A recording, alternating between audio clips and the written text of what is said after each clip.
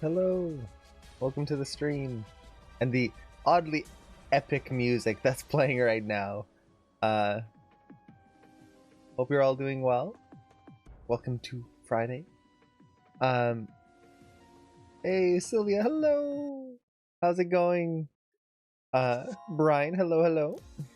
A to the J, how's it going? Uh, so, for today's stream, I wanted to do something based on what I've been seeing a lot of people doing in the classes that I teach, which is vanilla walks or personality walks more specifically. I've seen a lot of people coming in to the Q&As doing walk cycles, and I figured I would join them and kind of see how far I can get with a walk cycle. I'll get to use the link rig, exactly. It gives me an excuse to test it around and see how it feels, because I'm actually going to be working on a larger project with that rig. And I want to do a quick test before I dive into that whole thing. So that's going to be the goal here. Now, one of the other reasons I want to do this is to go over how I approach a personality walk. Personality walks for me are very specific. And often I find that when students are approaching personality walks, there is a slight miscommunication to it. And it's not bad, not at all. But there is a clear distinction between a personality walk and other types of walks.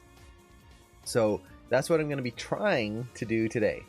I haven't planned for this whatsoever. I want to show this process, like the live version of how I deal with trying to figure out who this person is.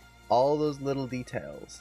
I want to go through that with all of you so you can see that process, because sometimes it's not so simple. Sometimes you'll try something and it doesn't work. So I didn't want to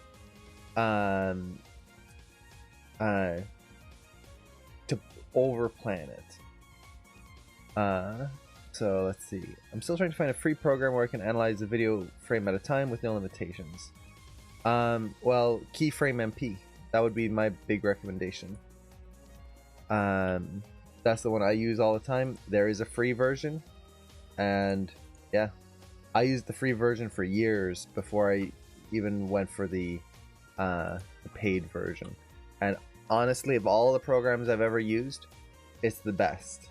Like speed-wise, there's a few other programs that you can do frame by frame, but none of them are near as fast as Keyframe MP and as reliable in framing through. And I've like opened up an entire movie file, like a whole 2 hour. I think one shot was like 2.5 hours in there, and it worked fine. So that would be my recommendation. Sync Sketch is nice, but like you said, there's a limit to it, which it's like when you're trying to do bigger clips, that can be a pain. Will it ever go on sale? I've never seen it go on sale, so I would probably assume not. Let's see, do you know anything about matte painting? Not too much. I think Cameron would probably know a little bit more about that. Now, let me stop you right there. So $35, that's for the Keyframe MP paid version. If you're going to pay for it, I would honestly save up for the Keyframe Pro version, which is, let me share my screen here. So this is the Keyframe MP, $35. But there is Keyframe Pro. This is the one I currently use. It's $79. For me personally, it is worth the investment. So if you're going to pay for it, I would save up for this. It is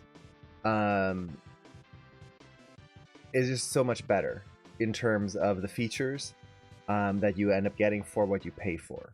Not that the other one isn't good. It's just this is gonna give you more, and It's one-time fee, so you pay for it and then you've got it, which is really nice. So I'm not saying not to get the 35, but if you can, I would try to save up for the Pro. And Noelia, hello! So, it's going back to the walks here. The big thing that I want to explore is how to get clear personality in a walk, and making it so that characters don't just feel, I guess, generic. And Sauerkraut, thank you so much for the subscription already. Jeez, we just started. Thank you so much. Oh, geez, 2 months. Thank you. And yep, I've got my water. At this point, I'm going to try until someone like spams it, to try and drink whenever someone posts the drinking Luigi. Gotta keep that. Yeah, we need the dance. I need to remember how to just do that. I need to film myself just doing that whole dance. Eventually I want to animate that dance. That's my goal one day when I have some time. And Maju, hello! So, for this process of creating a personality walk, there are a few things I like to keep in mind. So, a personality walk. This is something that any of you who go to Animation Mentor have either done or will do at some point. And it is a very important step along your animation journey. The reason this is important is it's going to be oftentimes your first exploration into what is personality. Now, there is a misconception. Oh, what program is this? This is Clip Studio Paint, which is a slightly expensive program, but it's one of my favorite drawing programs. I love the brushes, and I love this program. Plus, it's got some animation tools in it too, which is nice. It is kind of pricey. I think it's like $200 for this version that I have. But there is Krita, which is free, which is also great and has, in many ways, better animation tools than Clip Studio. So yeah, and it goes on sale very often. Like, I got mine when it was at 50% off, which is very nice. So, with personality walks, there is a common misconception when I see people kind of jump into it. And Artstoff, hello! So, I'll pause here for a moment. For anyone who doesn't know, Artstoff is the awesome rigger who created these two rigs, which we'll be using today. He did an amazing job on both of them. Let's see, I think I've got it here. Boop. There's his Gumroad, where you can check out and get these rigs. I definitely recommend trying them out. They are fantastic rigs. Also, I definitely recommend giving they're free rigs, fantastic. These are well made. Like, drop $5 in, just even $1. They are worth that, at least that. These are super fast, well made rigs. So they're also very fun to use because it's Zelda. Yay! I'm a huge Zelda fan. So he also has an amazing Twitch channel, which I think I linked down below. If not, that is a huge oversight on my part, and I definitely have to link it down below there, because he has a great Twitch channel that he does his rigging on, and you can learn a lot from watching them. Oh, they are really cool. Now, actually, just a question I had while you're here. I did notice that the Link rig, he's missing the local world space on the head. And I was just wondering, is that a design choice? It's still there in the neck, but it seems to be missing in the head control. Ooh, nice. Okay, That'll be perfect, because that's the way I like to animate. Some people prefer, and this is just for everyone here, everyone has a preference on how they have things follow. For example, some people like it when the arms stick with the body. So you'll notice when I do this, the arms stay still. This is how I like to animate. Some people prefer having this set so that as you rotate the body, the arm stays in line with it.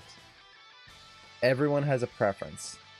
And what I love is that this rig has a lot of those controls built in, which is really nice. And then my favorite part is the feet. The feet have so many nice controls, like just being able to peel off the foot like this with an actual manipulator. I love that. Very nice. Okay. So, back to the personality walk. The common misconception, we'll get there eventually. The common misconception with personality walks is usually when we're going from and learning this process, most people are coming from the vanilla walk, which is basically the most generic bland walk that exists. It is just trying to understand the mechanics, adding no personality, nothing else. This is a good exercise because it's an important step into understanding how walks work before we add more details in there. But as people go into the personality walk, oftentimes that personality walk is really what's the right word? It's a cliche walk. So most people, when they're trying to do a personality walk, what they fall into is a cliche walk. So what I mean by this is, for example, not bland, cliche, where it's, for example, they will do a cowboy walk or a zombie walk. They will do a what other ones that tend to happen a lot? Cowboy and zombie are probably the big two. They will do a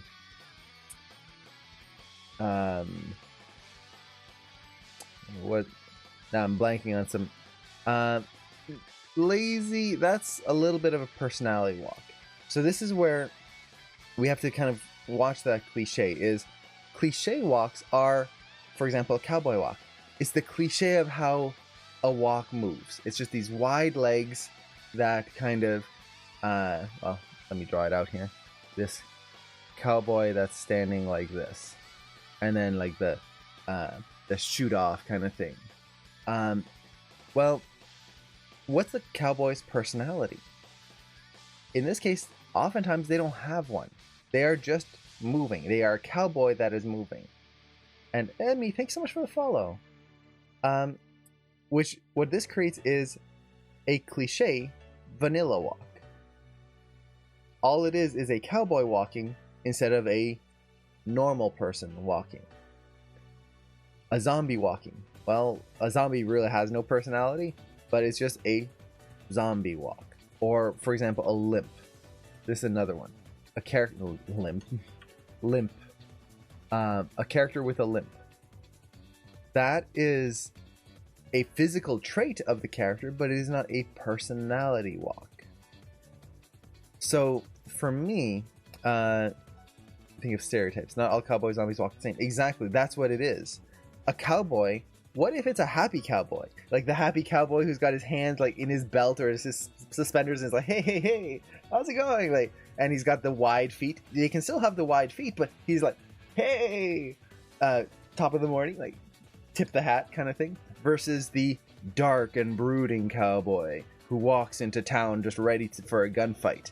And he's just there to, like, anyone who looks at him funny, he's just going to shoot them. That's going to be a totally different cowboy.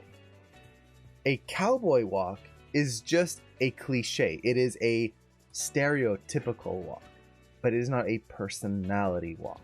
A limp. Anyone can have a limp. But what's the personality of that person? Did they hurt their leg, but maybe they were like playing a game of football and they hurt their leg. It's like, oh, you got me good. Hey, like, and he's still happy. versus someone who hurt their leg and they know that they'll never walk correctly again, and now they're a little bit depressed and sad about it. This is where the personality comes in. When you're thinking of a walk, try to think of who this person is.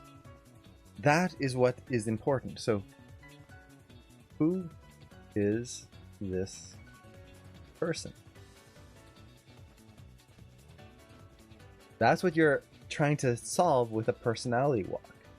And this is probably the most important question, because when you have a shot with 30 characters, let's say, in the scene, or a movie, let's say there's 30 characters in the whole movie, every single one of them will have a different walk. Like, imagine they're just walking down the street, minding their own business. They're not really happy, they're not really sad, they're not any specific emotion, but they have personality. What is this character's outlook on life? Are they upbeat? Are they sad? Think of Winnie the Pooh, Eeyore, if any of you have seen that. He is so depressed all the time. His default walk is just everything is down. And this is not him being sad, this is just his default state. Everything's slow, everything's just sigh, oh bother, like just that kind of down. Whereas Piglet, he's small and light on his feet, so his steps are very fast. That's his physical traits. But his personality is also, he's very skittish. So he's going to be very like timid moving around the scene. So it is very important to understand that the personality walk is trying to answer, who is this person? How do they walk? That is a personality walk. Now, it can be a cowboy walk. It can be a zombie. What if it's a happy zombie? What if it's a fast zombie versus like a feral zombie? Like, those are kind of at least pushing a little bit more personality than just zombie. So that distinction is very, very important. And this goes for everyone. Whenever you're trying to add personality to something, it is not adding the cliche, it is adding what this character has. So that's what we're going to be trying to do here. This is why I have two characters. I want to show how I would approach animating walks on two of these, so that we can try to get them similar. They're both going to be walking, but I want to make it subtle. And like, we can easily go like big happy walk versus like very slight and gentle walk, but I want just kind of like a walk that you would see in a video game, something that is like pushed but not super exaggerated. There are some video games that would have that, but kind of like you would see in Breath of the Wild or something like that. So that's going to be the goal here, and we'll see what happens. Again, I haven't planned for any of this, so a lot of it is just going to be figuring it out and seeing how we can get that personality to show through. I was worried about popping between personality filled poses, if that makes any sense. Yeah, it's when we're moving through poses, the hardest thing is making sure the personality is consistent, so that the character doesn't feel like they are just like switching from like just having absolute mood swings, and building it up naturally, adding that thought process in there. And Maddox, hello. The end goal is to portray the personality through their walk. Exactly. So that as you see this character walking, you can go, okay, I see who this person is. I understand what their goals and their ambitions are. So, the way I'm going to first approach this, let's just take everything here. I'm going to set a key on frame -1 here. Just so I have their default poses for now. And then let's go to frame 0. And what I'm going to do before I even do any kind of animation I set a key, but I'm not technically trying to animate this right now. The first thing I'm going to do is actually try to create a pose. And Saval, hello! Now, the reason I create a pose when I first start pretty much any animation is I want to capture who this character is in just a stance. If I can get the feeling of who this character is just by the way they stand, what that gives is a motion that I can use to move out of it and into the walk. So, for example, let's go with some really exaggerated walks. So, let's say you've got a cowboy who's got the wide stance here.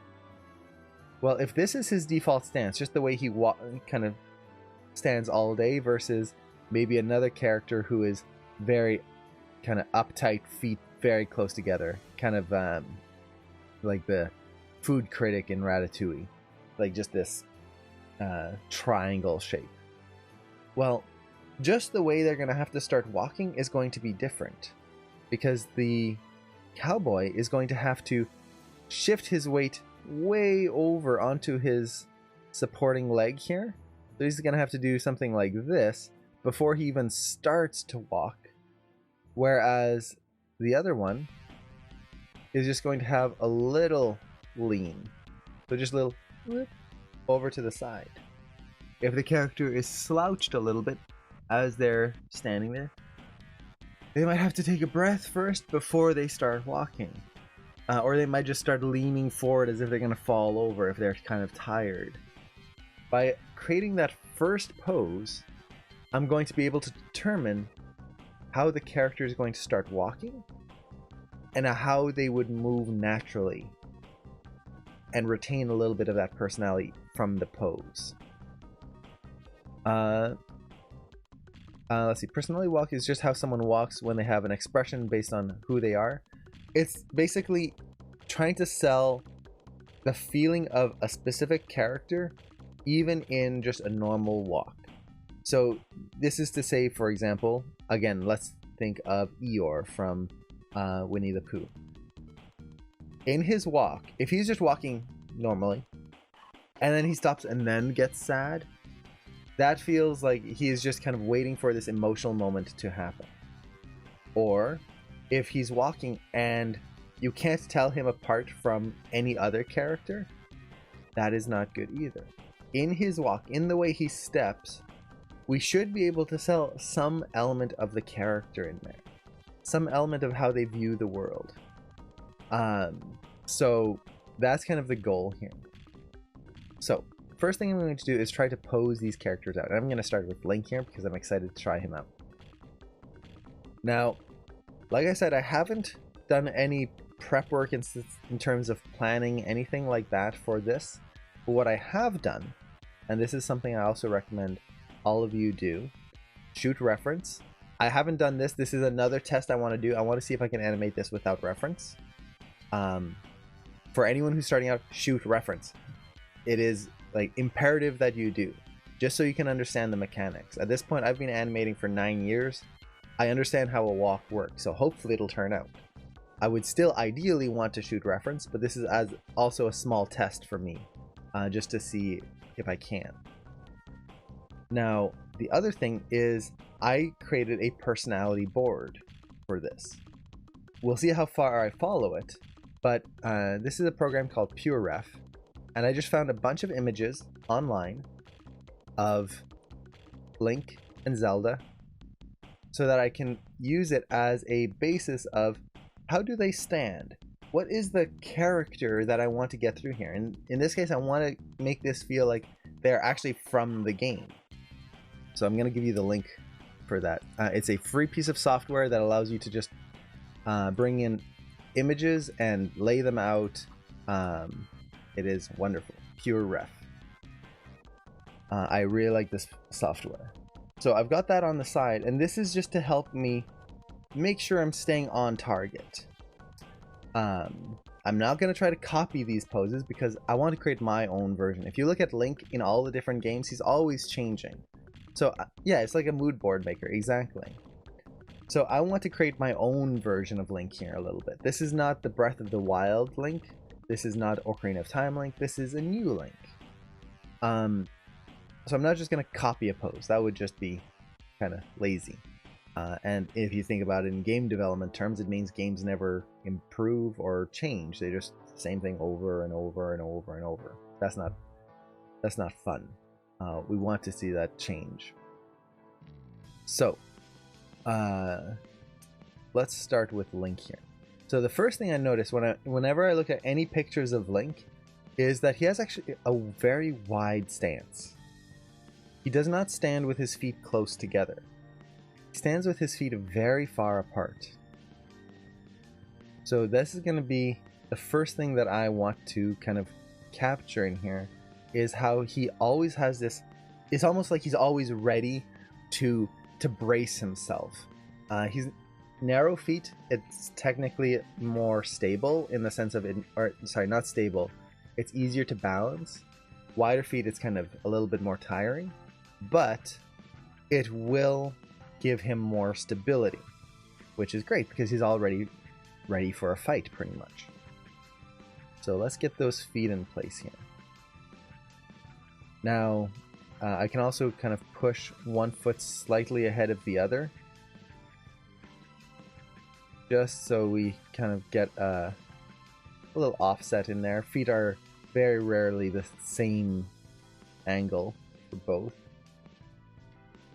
So something like that. Okay. Now the knees, let's kind of angle those to follow the feet, because knees typically point to where the feet are going. And Shadow Dingus, hello!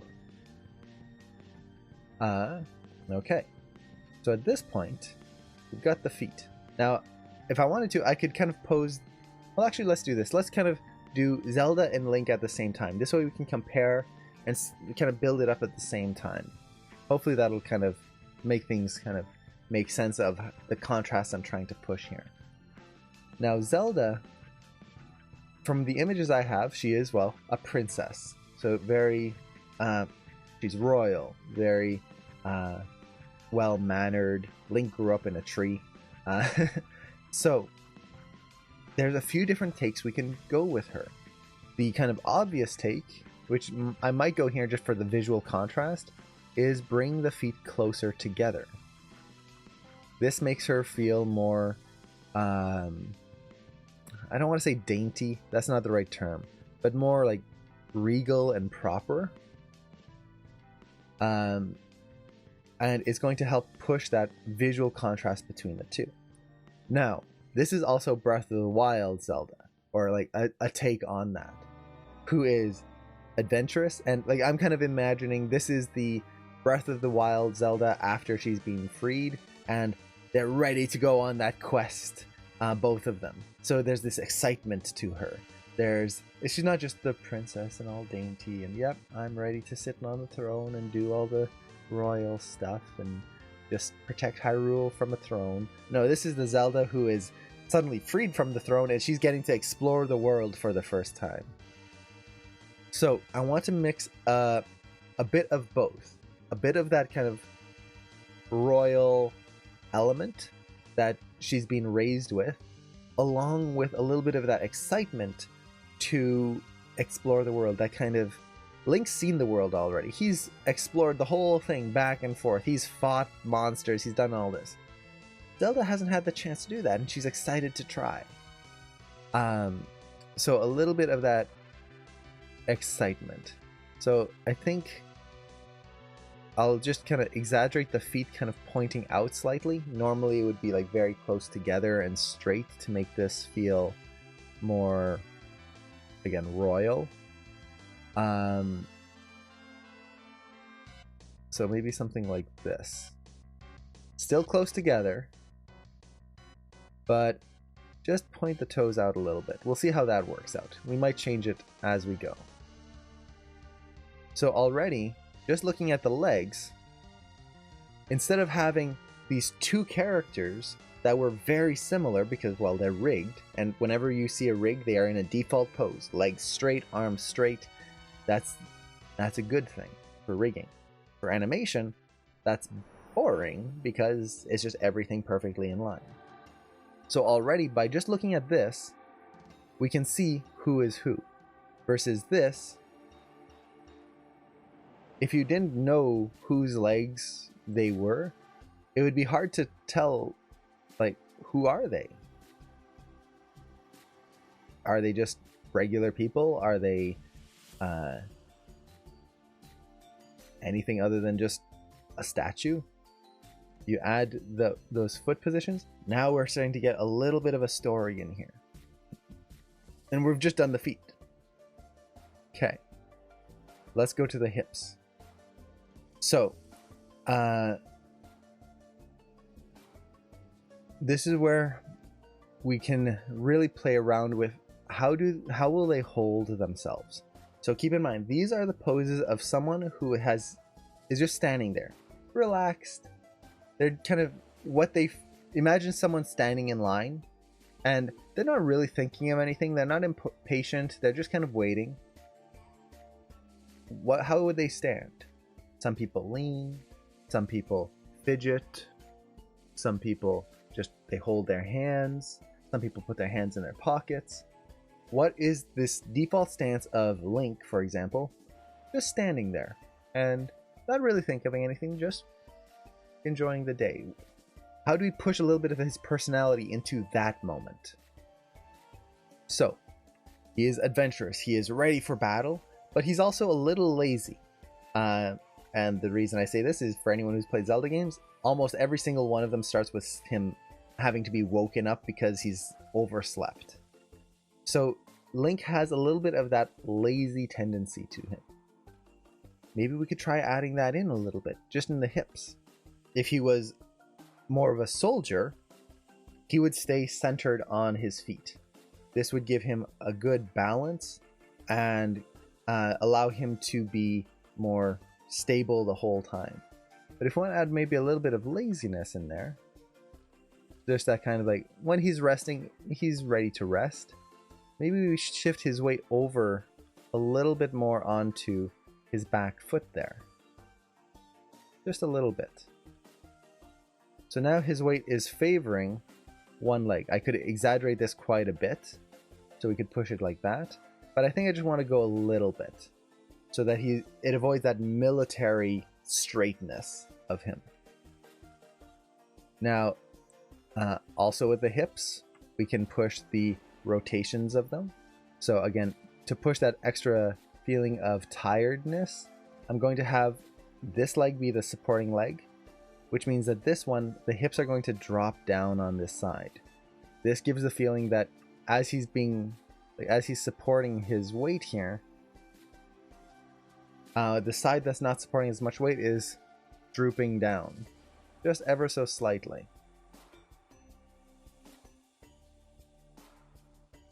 Doesn't have to be a terrible amount. I can also add just a little bit of sympathetic motion in the hip, so that since that foot's a little forward, we rotate the hips a little bit that way as well. And for now, we'll just call it done there. We're posing so that we can animate properly, if that makes sense.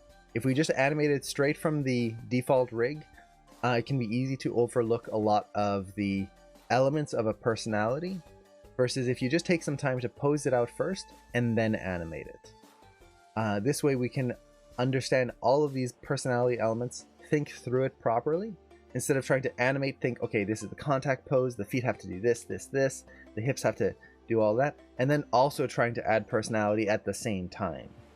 That can be very difficult. And this goes the same with animating any scene. Oftentimes, especially if I'm going to be reanimating the same scene or like with the same character, I will create a default pose for the character and then just create a library pose out of it. That way, whenever I open a new scene, I can just click, poof, they're in that pose, and I'm animating the character and not the rig. Ooh, I have the slightest of questions. Whenever I got to move around the rig's body, my pose snap into place rather than smooth dragging.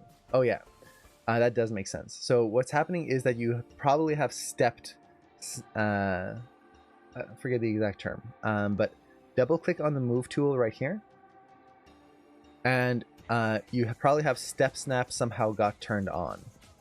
So for example, if I turn this on right here and then move the character, let's increase this a little bit more. So let's go maybe 10. So what this means is that as I'm moving, you can see it's not moving in a smooth amount. It's moving every 10 units. If you look at the translate X up there, it's going at around 10 units each time. If I went to 20 here, now you'll really see it, where it just snaps. So to solve this, just turn that off, and then you should be good. To double check that nothing else has been affected, just hit reset tool, and that'll get you back into everything should work, and your motion should be good.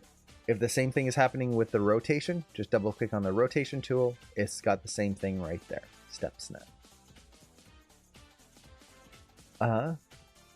So is this blocking pose 1 or his idle pose?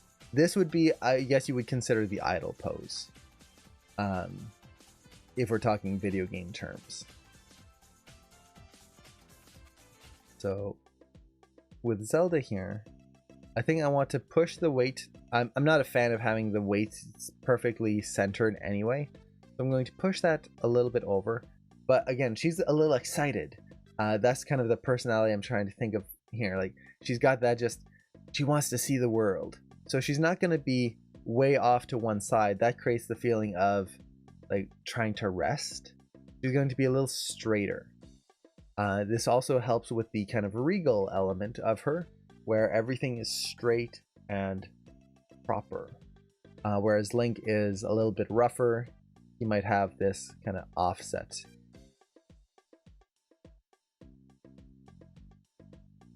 Just a little bit. Might even push this foot just a little bit further forward, just to kind of exaggerate that. Okay, now her hips, I could add a little rotation to them. This is something I always try to do anyway, just to give a kind of offset to things. I'm not a fan of anything being perfectly straight. It just makes things feel mechanical. Now, another thing that I learned, oddly enough, about like regal poses is that the knees are almost never straight. There's always a slight bend to the knees.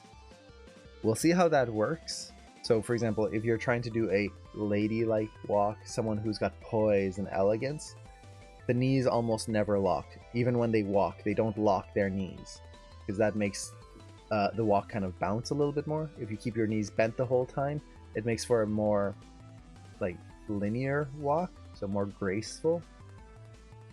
So I'm gonna try to add a little bit of that in there. See how that works. It might not, it might, we'll see.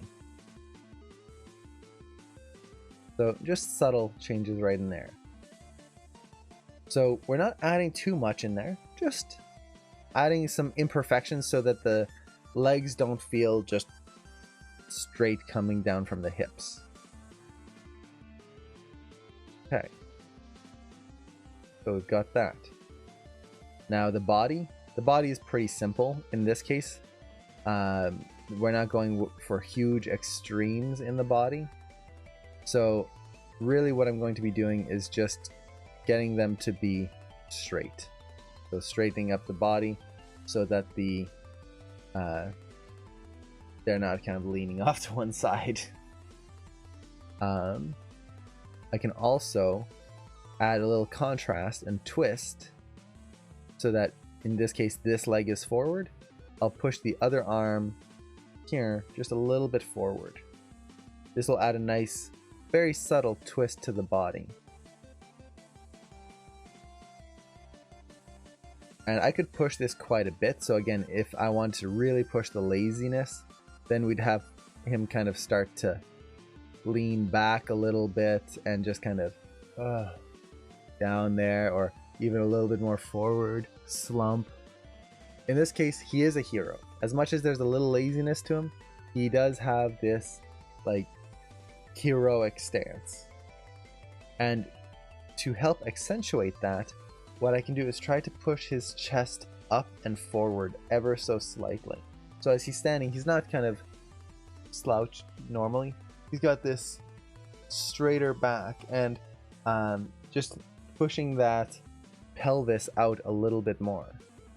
So we'll see if we can kind of get that mix in there. So let's kind of try to push this pelvis forward a little bit.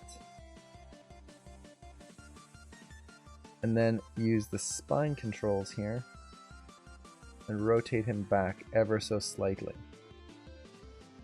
So it's a small change, but it puts his chest more forward versus his stomach or his hips. This gives him like the feeling that he's ready to go and confront danger versus being caved in. Very subtle. If I wanted to, like, if this was a really cartoony character, I could just push that out. Think of like the old Warner Brothers cartoons where you've got the one like big brutish character and they're almost standing like this and their chest is like right there. And you've just got like these huge arms.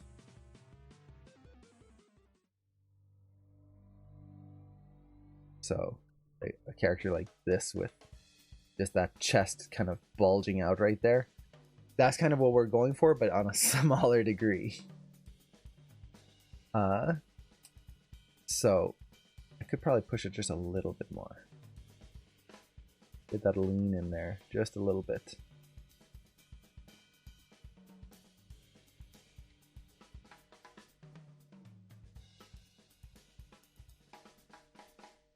I'll probably try to push the weight shift a little bit over. I want to straighten both knees a little bit more.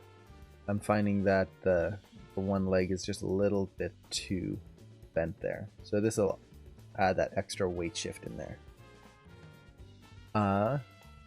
So this is a beautiful Link rig.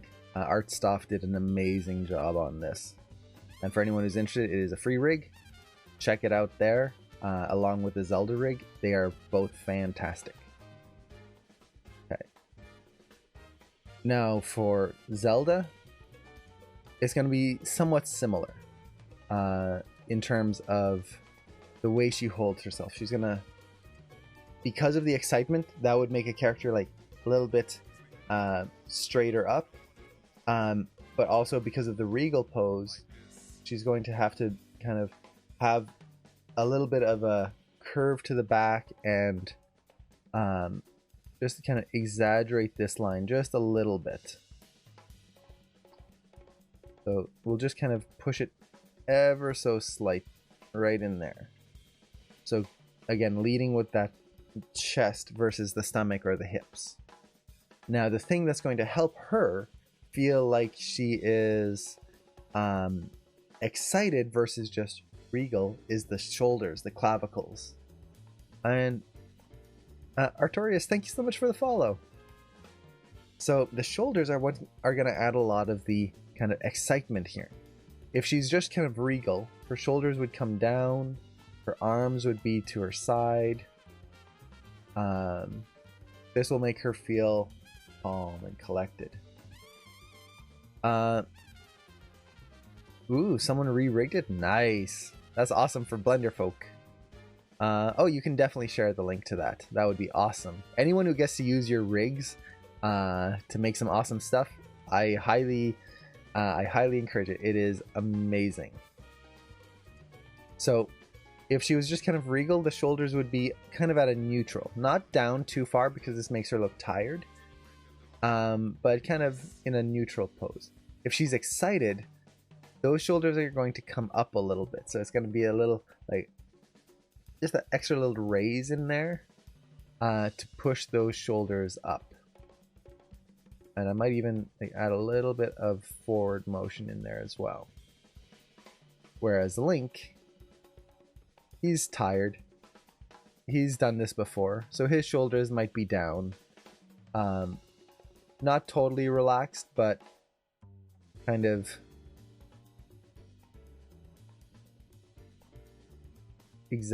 just a little bit more at rest.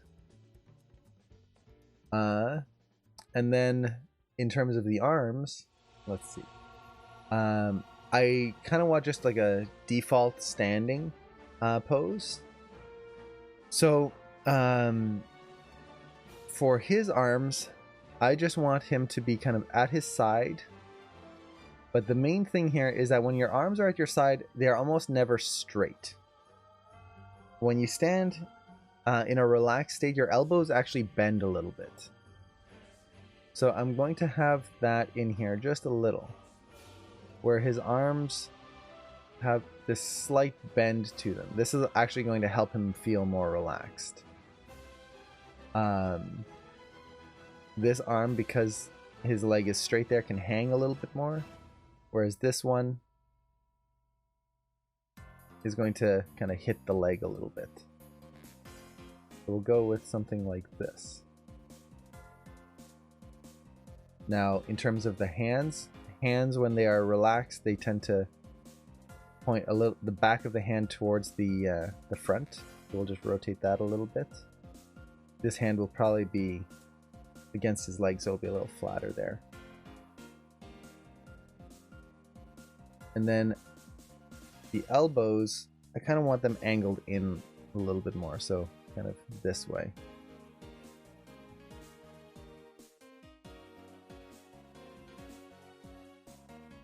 So just kind of going for this relaxed state where he's not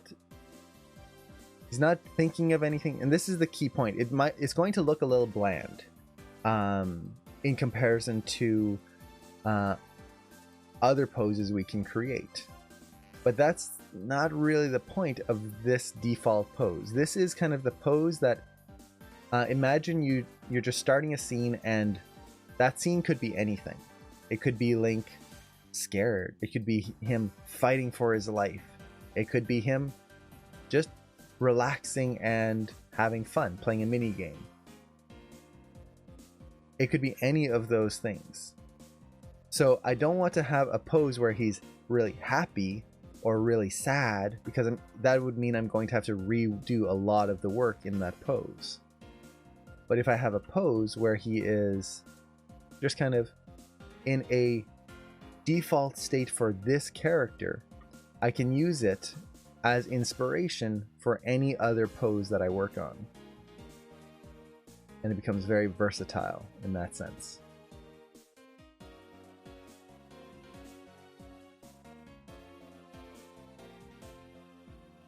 So right now I'm just kind of posing out a default relaxed hand pose for Link. And I like to go all the way down to the fingers. I do not leave the fingers unanimated.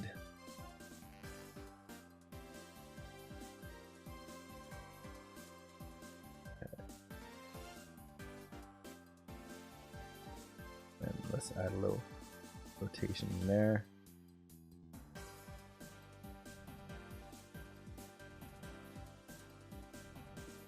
Okay. We've got that. Maybe a little bit more rotation to that wrist there. And that index finger is too straight.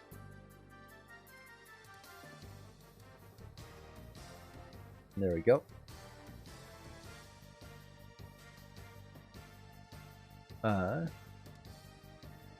So let's do the other hand super quick. So with this hand,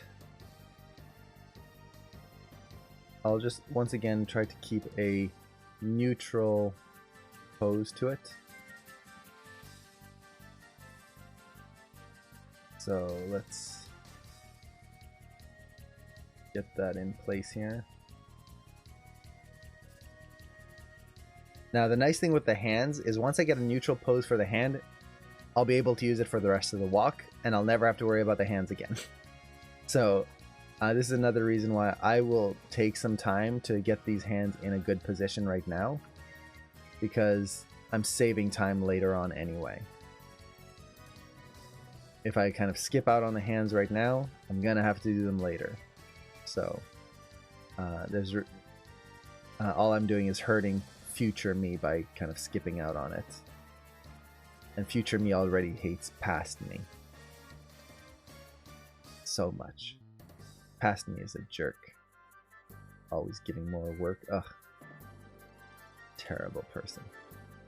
Future me is really nice though. They're always ready to accept more work. It is wonderful. I think as animators and riggers and all of this stuff, we all probably have a love-hate relationship with the past and future us's. Especially past us. Past us is just a jerk. The least they could do is a little work. No. But future us, man, they're angels.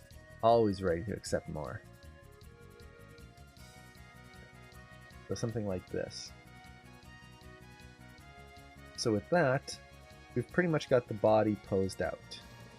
Now I think I might just rotate the chest a little bit more this way, kind of straighten him out a little bit. He kind of felt like he was leaning too much. So that, we've got the arms. Now with her, I've got a few choices I could do. So based on a lot of the pictures I've seen of Zelda, like throughout the years and the different manuals and stuff, she tends to hold her hands in front of her. And this is something that I have a lot of family that does as well, where when they're standing in a neutral stance, they will hold their hands in front of them and kind of just do this with their hands. And this is just coming from how they were raised. They were raised that it was very proper to hold their hands like this. So I could do that here. I could have her kind of keep this more, I guess, royal, dainty, neutral pose, where when she's not thinking about it, she just kind of holds her hands in front of her. It's not putting her hands in her pocket. It's not just letting the arms down at the side. It's kind of this, just holding the hands and doing this. I have family that does this all the time, where they'll hold their hands like this, where they're not even thinking about it. They'll just kind of do this and hold their hands up and kind of cross like that. So that could be a little element that we can put in. Holy Acorn, thank you so much for the follow. So that could be an interesting little dynamic of this character, where she could be like walking around, and then when she's kind of relaxed, her hands just automatically fall back into this way that she's being trained to hold herself. Even when she's kind of excited and happy, it's just like, there's that. I think that would add a lot of contrast to these characters.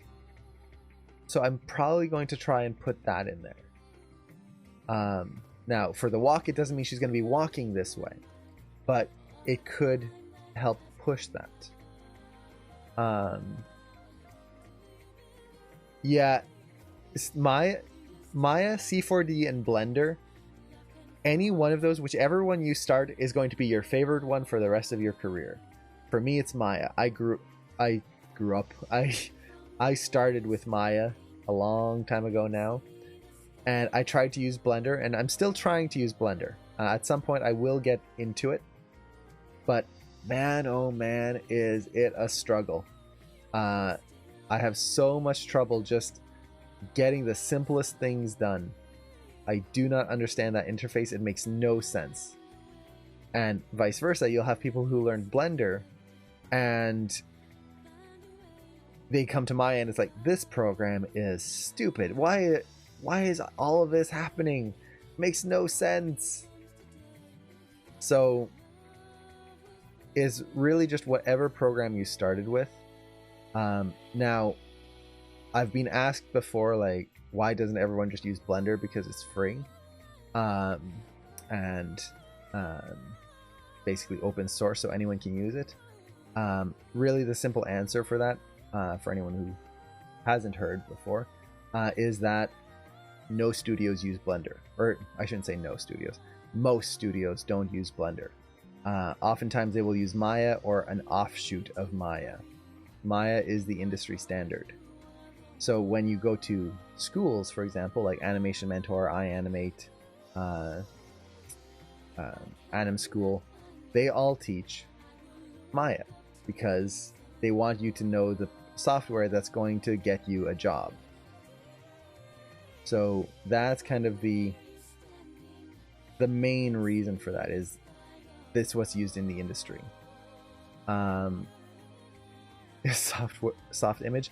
I've heard of soft image. I've never tried it, or even I don't know if I've ever even really seen the interface for it. And I just realized I haven't animated her spine yet, I don't think. No, I have not. I added a little rotate Y and that's it. Definitely that is not correct.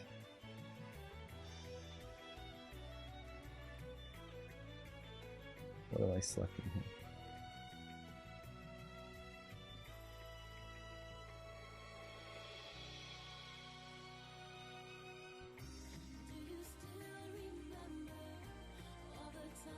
I'll just add a little bit of rotation in there. Add some twist. Just a tiny bit.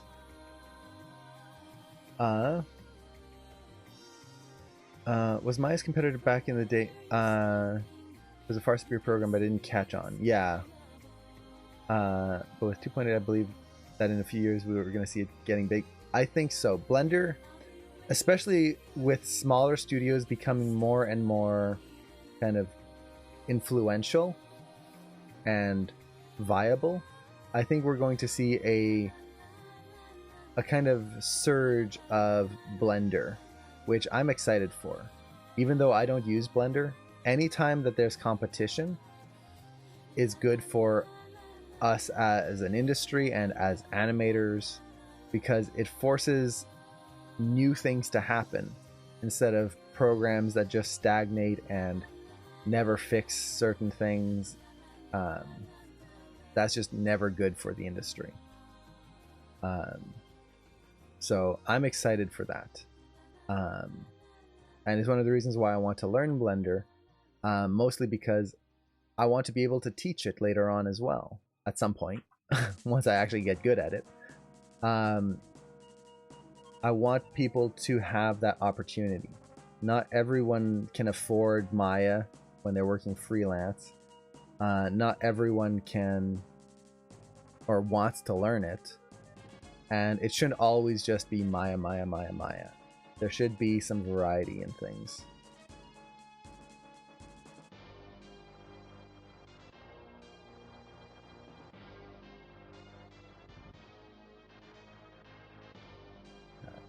So what I'm doing here is I'm just kind of posing out the fingers. It's kind of a mess right now, just because there's so many controls overlaid on top of each other.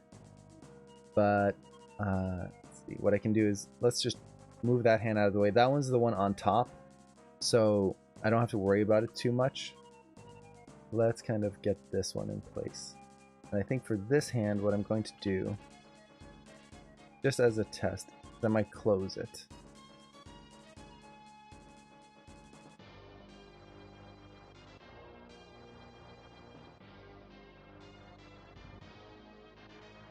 So kind of go for a hand pose that's a little bit like that.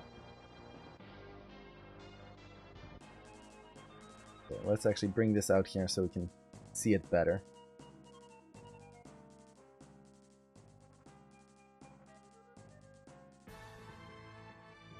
Close that.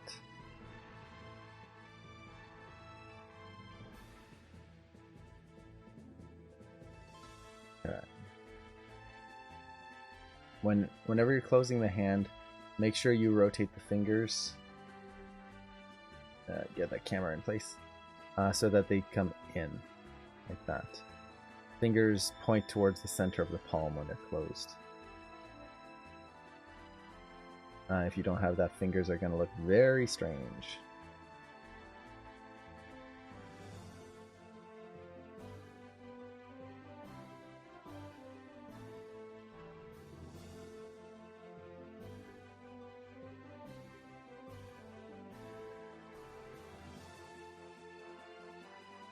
So something like that, even. Get the thumb in place. Let's see. Unreal Engine will become huge in film too. Yes. Unreal Engine is already starting to become hugely used, like in The Mandalorian. I believe they used it quite a bit.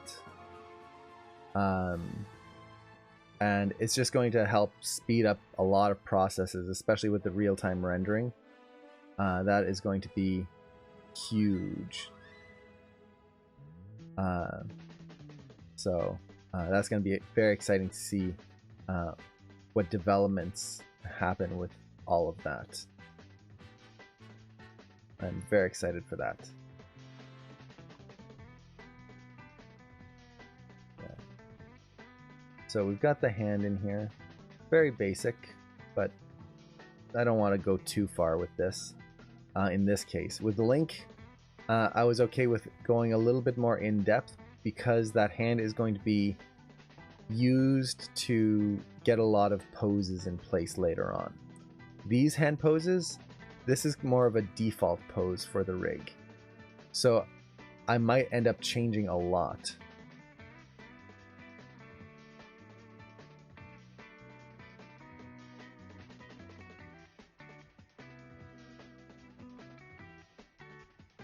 So something like this, hand a little tighter to the body. Same thing here. And let's just have this hand.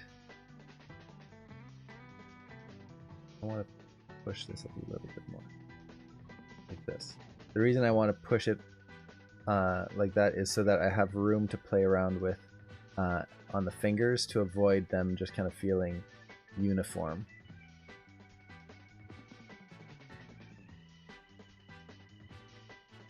Now if I was really wanting to do this right, I would do this with IK hands, but because it's a default pose, I'm not too worried.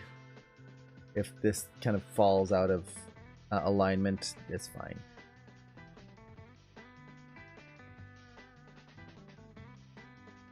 Okay, now this finger we'll kind of keep a little straighter here, and then the rest you're going to wrap around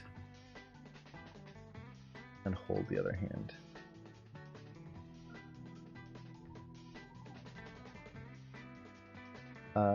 And Macrotus, thank you so much for the follow. Really appreciate that.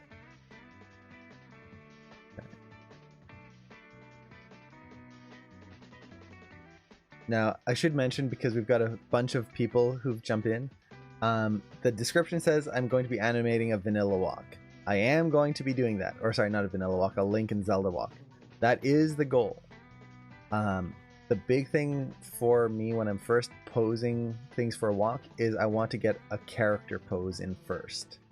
Otherwise, what ends up happening more often than not is that you start animating a rig rather than a character. And I want to make sure I am animating these characters. I want to animate Zelda and Link, not the Zelda rig and the Link rig.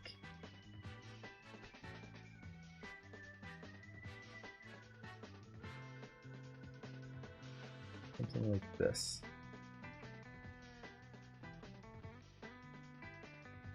That.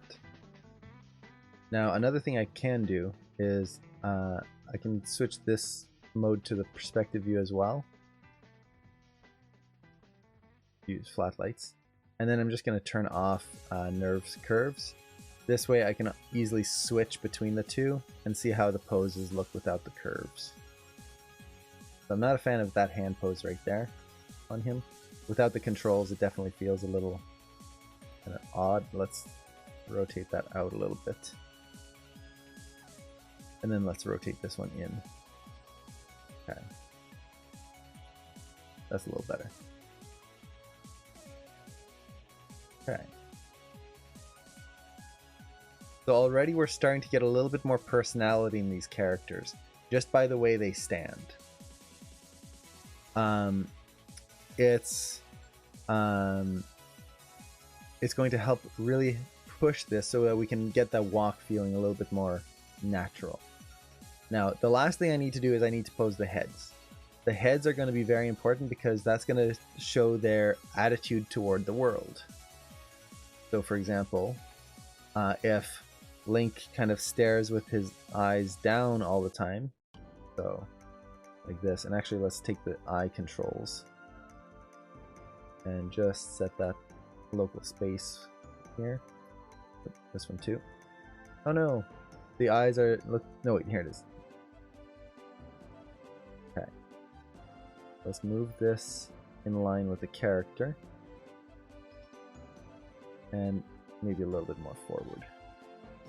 So if he's looking at the world like this all the time, this is going to make him feel a little bit more confrontational.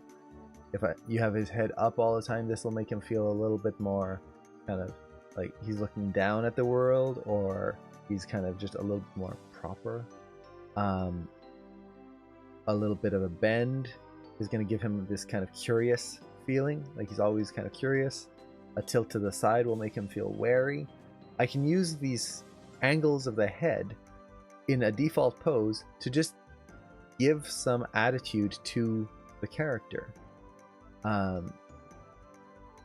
So in his case, he is constantly being attacked, and there's danger all around, everywhere he goes.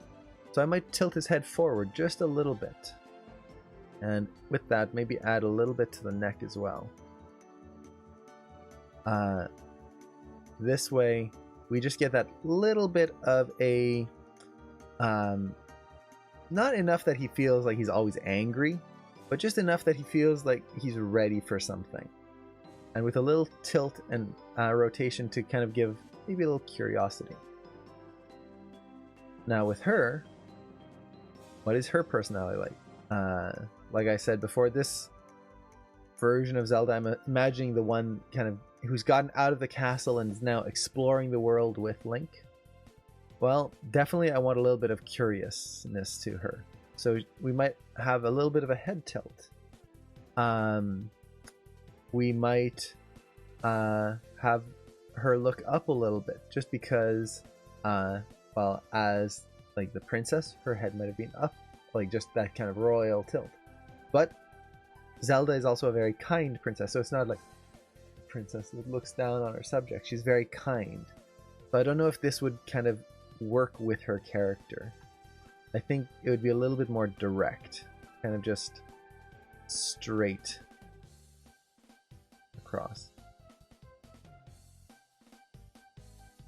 Maybe a little bit more like that. So a little bit more tilt than Link, but not too much, or else she'll feel like an owl.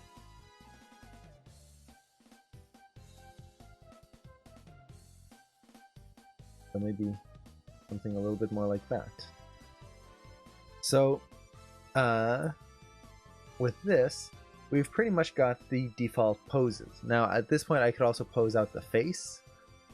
Normally I would, but we've already been doing this for an hour, so don't want to. I should.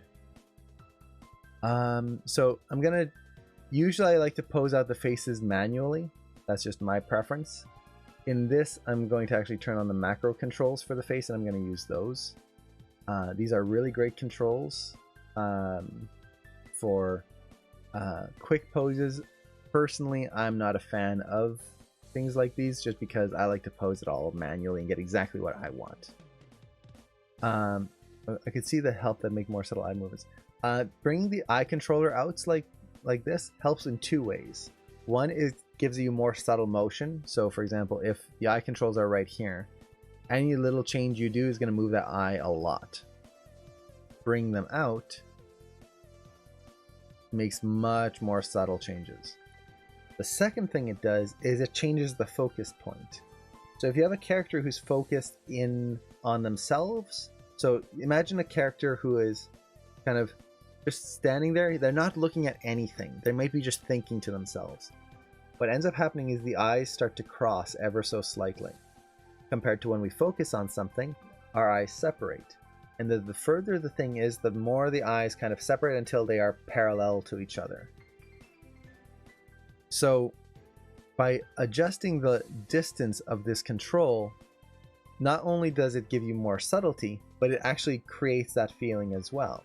So you can pull that control away and get that subtle, like, parallel effect to the eyes, just like that. And it gives the character the feeling that they're looking at something versus thinking internally. And I just noticed those eyes should probably be a little bit more this way. Okay. So let's go with Link here. So Link, he's not really a happy person per se. So we could add a little bit of a smile, but I don't think that's really Link in this case. I think he's just gonna have a little bit more. What is this? Okay. I think a kind of more neutral expression to his mouth. FV. Okay, this is the lip sync controls.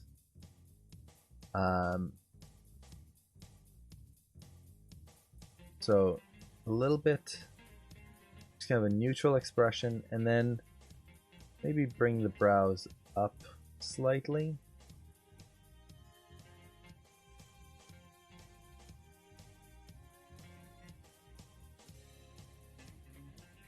This is where I would like to rotate the brows. So, is there a happy expression?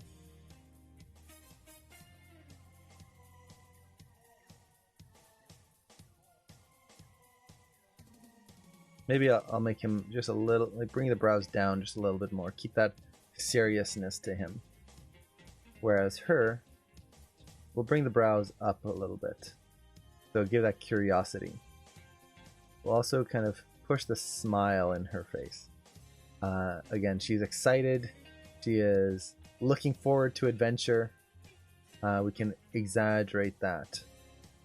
Maybe even open up the eyes just a little bit more. Oops.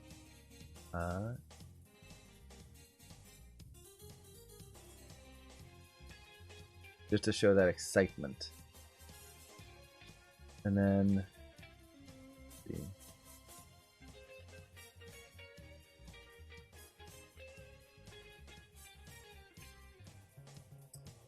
No, those are not giving me what I need. So we can do that, and then I can add more brow controls later. But even just that, just moving the brows a little bit, you can see how much that's changed the expressions. Okay, brow up is happy. Okay, so in that case, let me actually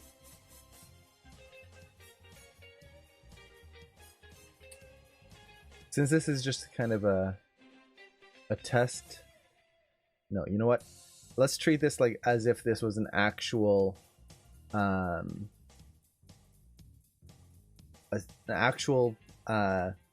that I want to save later on, and I might actually save it.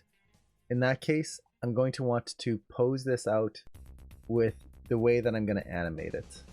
So let's bring in the brow controls, cheek, nose, mouth. Don't need mouth interior. So we'll go with that for now. And for the brows, I'm just going to select these. And let's move them up. So kind of straight up here. But then let's take those inner corners and move them slightly up higher. Middle, slightly up as well. We'll bring the corners down a little bit. So this is just going to help give a little bit more of that kind of happiness in there. Let's kind of push this. I also like to rotate the brows quite often. This helps to give a little bit more shape to things. So that just builds a nice little offset to those brows. And now I've got a little bit more curvature to them too. for the mouth. Take this. Grab another control in there somewhere. And push that smile.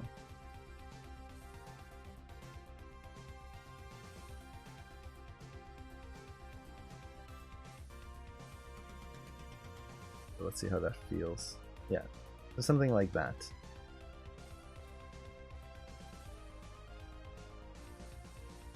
There we go. So now you can see, even just in the face, there's this slight change in their personalities. I could even push Link a little bit more. So let's take all these controls once again, zero them out. Okay. I definitely want to make sure that I don't have any of these in here, because then if I animate the actual facial controls, what's going to happen is I'm just going to run into a lot of pain. And mouth control. Okay. So for the brows, let's kind of bring them down.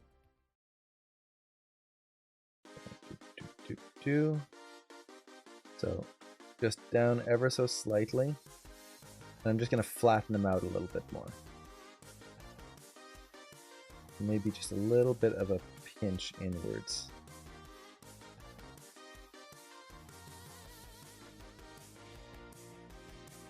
They're just kind of a little bit more serious. The eyes, let's see if I can add a little rotation to them. Kind of feeling a little sad. I think I can take the inner brows, or the middle brows here, and just kind of raise them up a little bit.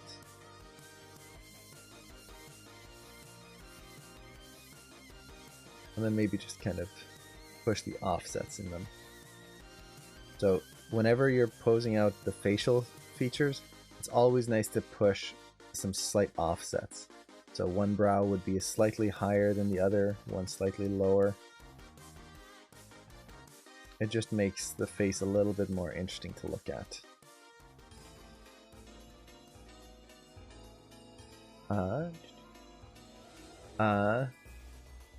So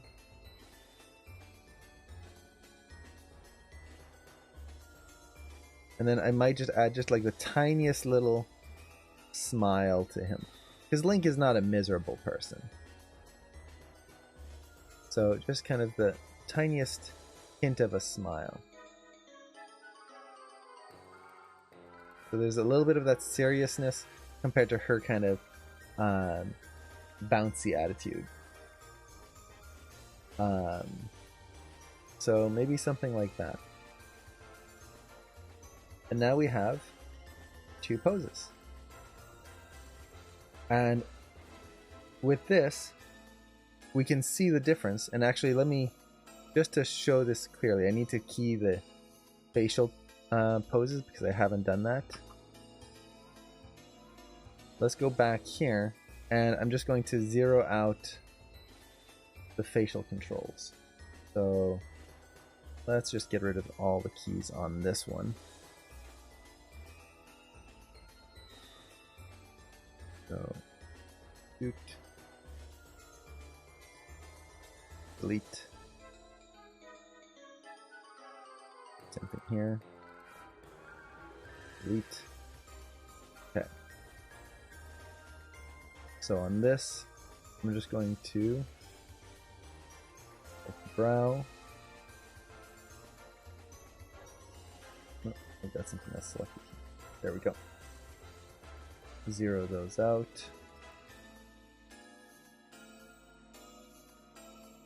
With the mouth.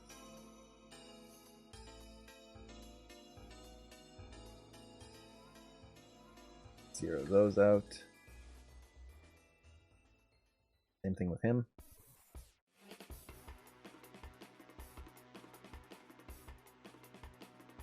There we go. So if we kind of look at the poses here, this is the default, which these are great poses. Like, even at a default, these are wonderful, wonderful rigs, and well posed. but we're not seeing a personality per se. And these characters could have any personality. Maybe Zelda in this game is a grouch. Maybe Link in this game is this super cheery, happy guy. We don't know yet. These don't tell us anything. So if I was to import these rigs into another scene that I'm about to animate, or I give this to another animator to animate, they might go in a totally different direction than I might. When we're working on the same project, then we need to keep it consistent. So by creating a default pose right at the start, suddenly we have an idea of who these people are. It's not much. It's not like it's, oh my god, wow, it's a huge difference, night and day. No, not at all. But we now get an idea of who these people should be and how they would move. And, for example, when they start walking, you can almost visualize a little bit of how they would walk. Link would have a wider step. Zelda, a little bit more of a narrow step, just by looking at this. It gives you somewhere to go. So Zelda has her hands kind of bent already.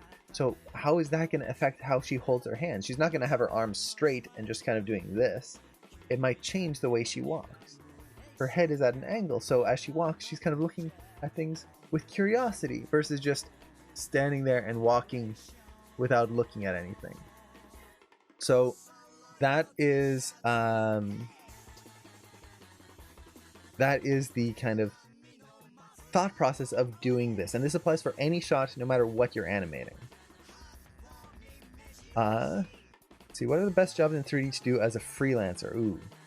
In terms of money, rigging usually. In terms of what the best job is, whatever you have the most fun doing. Honestly, if you're going to be doing this for the rest of your life as a freelancer, do something that you enjoy.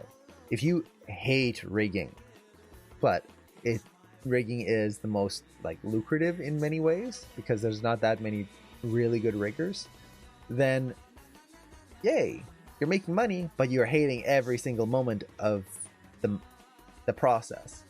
If you are trying to be an animator but you hate animation, don't do it. It's a nightmare of things to keep in mind. But if you love it, I love being an animator. I don't think I'd ever change my career ever. It's just I love it so much. It's not work to me. And Daniel, thank you so much for the subscription. Oh man, 23 months, almost 2 years. Jeez, how has it been so long? Man, thank you so much. So yeah, the biggest thing is whatever you are happiest doing. And actually, that's a good point, Artstoff. Modeling is the most, or I should say the least complication heavy. And Arborea, thanks so much for the follow. So modeling, for example, that's kind of at the start of the pipeline. So you've got the design that gets given to you, unless you create the design yourself, and then you model it. And then you pass it on to the rigger, who then passes on to the animator, who passes on to the next step in the production. So you're right near the beginning, which means that you have a lot of creative freedom.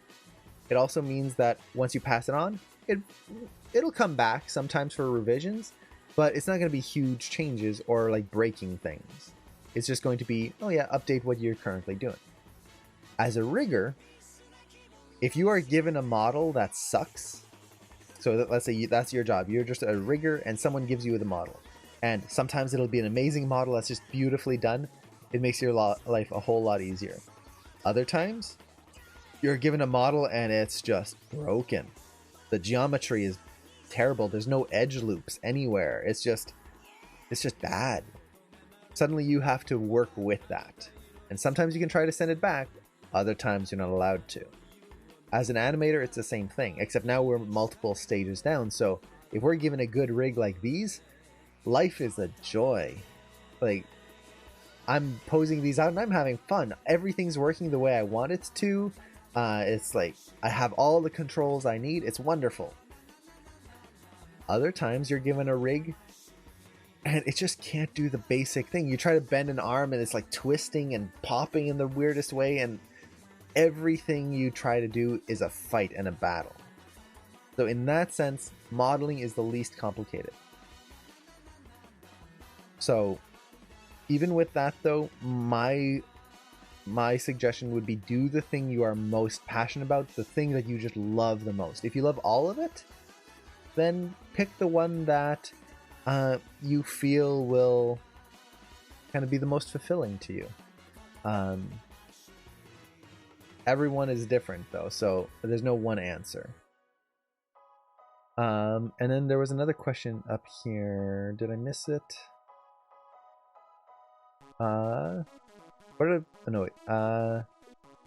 Random thought. But if you made an animation set for these two, it could be fun to throw them in engine. Oh, I could definitely do that. I was actually thinking, so for example, I was going to just take all of this here and let the plugin open. And I was, my brother and I are working on a Zelda short film that we've wanted to do for a long time. And now that we have an amazing Zelda and Link rig, we're probably going to start working on it. And one of the things, like part of this test that I'm doing here, the main reason is I want to do a walk cycle to show how I approach that. But the other thing is I'm taking it as an opportunity. The reason I'm using these rigs and not just some other rig is I want to take this as an opportunity to make like some placeholders, some maybe walk cycles that I can add into the animation or anything like that. Start building up some assets for it. So for example, here we've got Link. Let's select all the controls now. So this is Studio Library for anyone who doesn't know. It is a free Studio Library plugin for Maya, which is wonderful because it basically allows you to, for example, select all the controls on the Link rig. And what I'm going to do is I'm just going to right click, new pose. So let's frame this up a little bit better. Maybe make this a little smaller. So what I'm doing here is just creating a snapshot of it. Too close. This is the one part that's kind of a pain, is trying to get this nice snapshot. Might actually turn it this way so we don't get Zelda in there. So something like that. So let's call this Link underscore, and this is going to be idle pose. And I'll just hit save. Now, whenever I, yeah, that would be a good idea, lowering the focal length. Or actually, no, I should increase the focal length. It's getting a little distortion here, I think. So if I set this to, let's go 70. That would be a nice portrait length. So let's delete this one. Edit. I don't think I can update the image. Okay, let's move that to trash. Let's make a new one. No, not a folder. Pose. Yeah, that's better.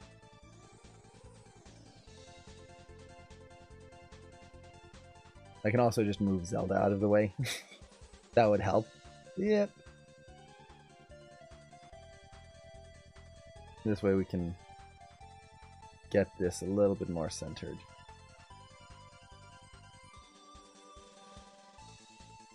So yeah, that's much nicer. So for anyone who's curious what that did, the longer the lens length, the flatter an image will look. The shorter the lens length, the more fisheye it will look. So to get a nice portrait, I raised the lens length from 35mm to 70mm. Now 70mm, anywhere between 50 and 70 is a good like portrait lens length. If ever you're doing photography, that's like, if you're doing portraits of people, beautiful lens length. 40mm is about the human eye.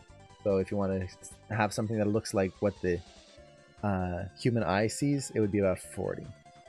Link, idle pose.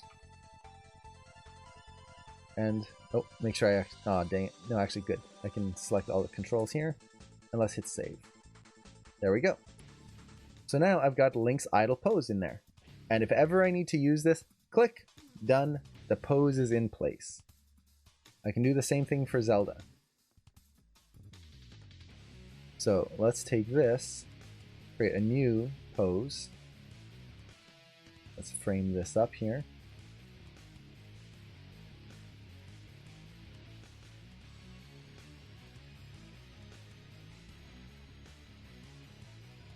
So like that.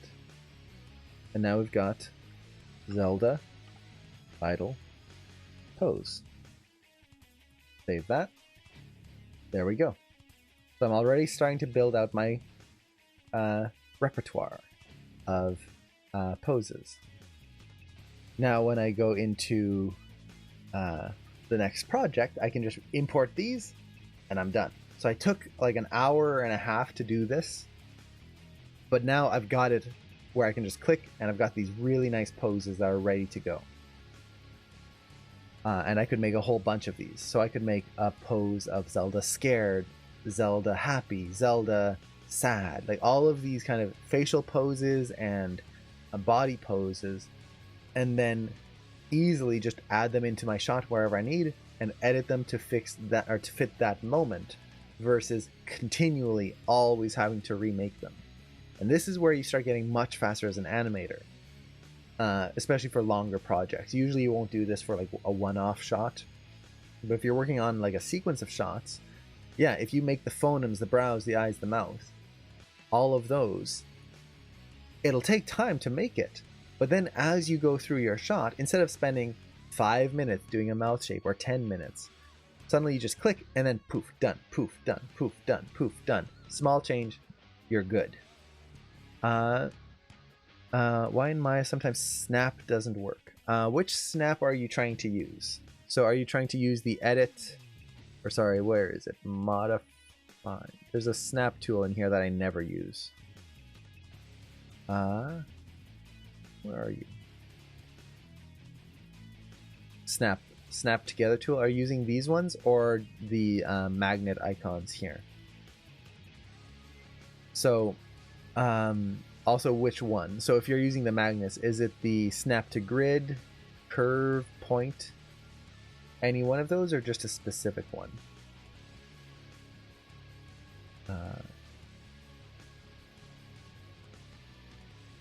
So I'm just gonna line them up here a little bit better. Oop, right there. Okay. So, hey David, how's it going?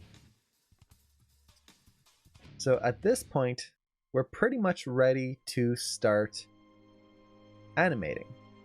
And at this point, this is where if you had reference, use it. If you're starting out, you should have reference. I don't.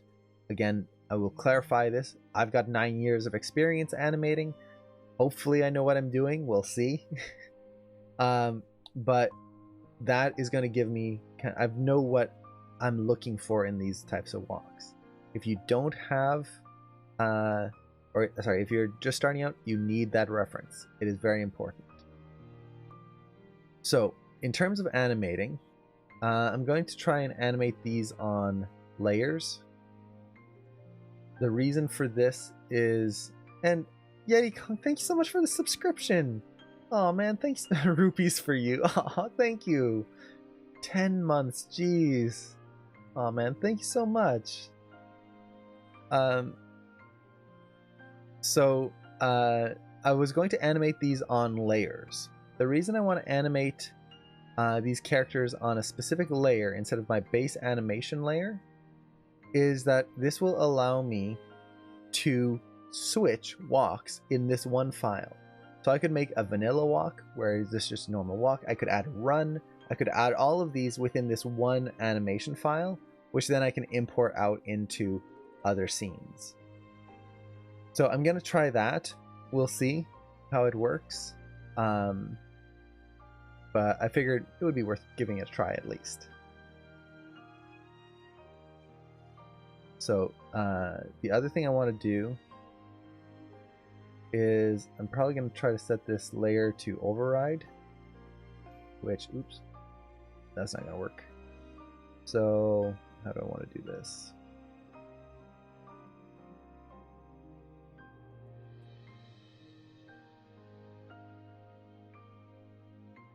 Let's duplicate this layer. And I just realized I should save.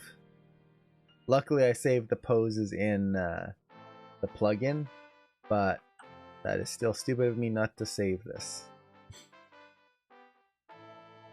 Okay. So, Link, Zelda, box. Oh. Okay. Edit. So you notice that I got an error there saying that it has unused nodes and it can't save. If you ever get that error, it can be very frustrating because suddenly you're not able to save out all of the animation that you've done, all the work you've done. So to do that, go to File, Optimize Scene Size, open up the options, and just scroll down until you see Remove Unused Nodes. And just hit the Optimize Now button beside that. Like that. Now if I go to File, Save Scene As, let's do Link, Zelda, Walks, Save As, it saves fine. So if ever you see that, it can be very scary, especially if you've done a lot of work and suddenly it's not saving anything and you can't even save a new file. It's just clearing out those unused nodes. Oh, when some keys are on each other and you right click on the animation. Oh, that's what you mean by snap. So right here. So sometimes if the keys are too close to each other, they won't snap together. Maya will try to keep them apart. In that case, in order to clean it up, you have to go through manually, which is a little bit of a pain. So it's just kind of going through and slowly deleting all the ones you don't need. Now there are tools that will get rid of those keys. I personally, as long as it's not like hundreds of keys, I'll do it manually because I want to make sure that I'm not deleting a pose that I actually want to keep, and vice versa. So I'll just hit the kind of the period and comma key on the keyboard to frame through each key. So just go one key to the next, to the next, to the next, and I'll be able to just right click and delete in the timeline when I get to a key that I don't want. Oh, that's a good point as well. So if you go to your preferences, there is that snap to whole frames. Make sure that's turned on. And Tech Art Ninja, thank you so much for the follow. Okay. So let's actually start the walk here. I'm going to set a key. I'm actually going to do it on the base animation layer and then just duplicate it. I think that's going to end up being easier. So let's start the walk for both rigs here. And first thing I'm going to do is turn this off. Don't need that face macro. I also don't need the facial controls. So just to keep this simpler, let's turn all that off. I'm not really planning on animating the face as they're walking. Okay. So, for this, let's start with Link. At this point, I'm just going to start with one character at a time.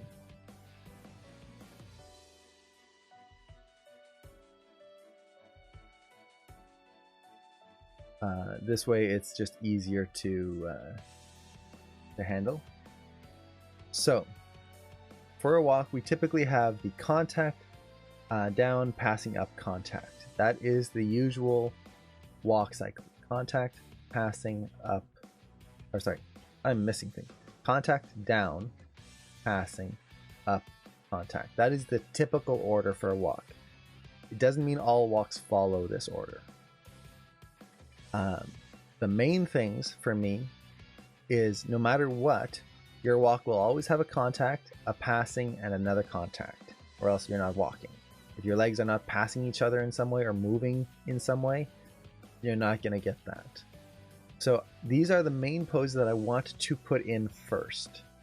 The reason for this is it builds the kind of blueprint of the walk. So on my shot here, on frame 0, this is my idle pose.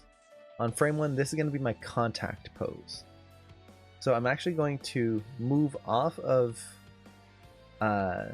the contact or the idle here and start to just pose it out for a walk. And the way I'm going to think about this is, without animating the entire transition into the walk, what would he need to do to start walking?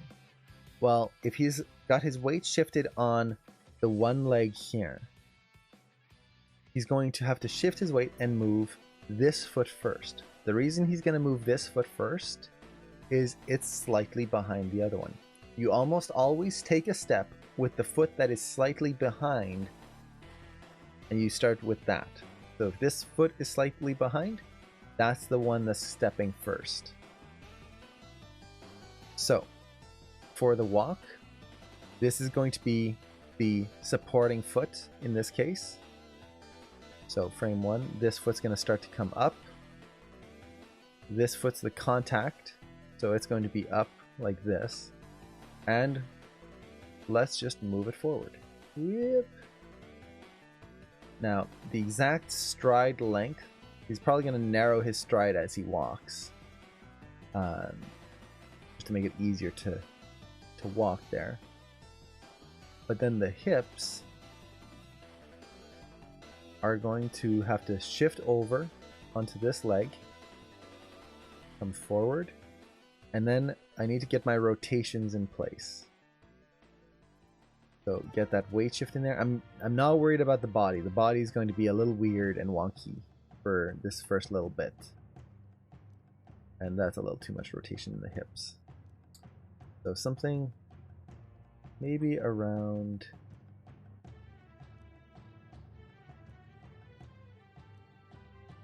there. So I'm going to have kind of a wider stride length, but, or sorry, like from the front, it's going to be wide steps. But I don't want it to be too much. If it's too wide, he'll start to feel like a cowboy. Let's see. The body's weird and wonky too. Somebody put this. Oh, come on. Might sound dumb, but every time I try to start with my short film, I'm stuck because I don't have any creativity. Oh, that's a tough one. For me, what I find very helpful, and I'm kind of doing it here, is create a inspiration wall. So this is my kind of inspiration wall that I'm using for this animation. And this way, anytime I start to feel like, am I really getting the character? Am I getting the emotion that I want in these characters, the feeling that I want? I can just look at this and easily see, yes, this is what I want Link to feel like right here.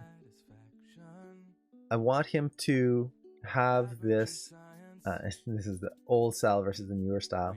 I want this kind of attitude to him mixed in, like maybe with a little bit of this original, like just more goofy element to him. I've got all of these to help me see what I want to get out of this shot. So when you're working on this kind of stuff and anything, like if you're trying to do your short film, put inspirations of what you want your short film to create, what you want it to feel like, other short films that you love. Just put concept art. If you've got like concept art for your short film of your characters, put that in there. This way you start to build a, I guess you could say, a relationship with that project that you can easily just reference and look at any point. For me, that is extremely helpful because it just forces me to keep on track. I want that chest to still stay up here. Now he's walking, so I do want a little bit more of a lean forward here. So we'll push that just a little more there.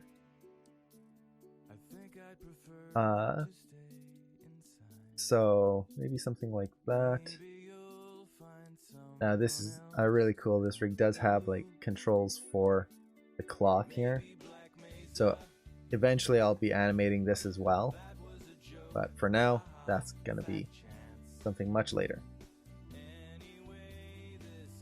Now let's see.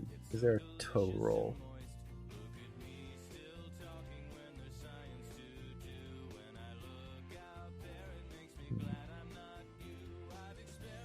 Doesn't look like.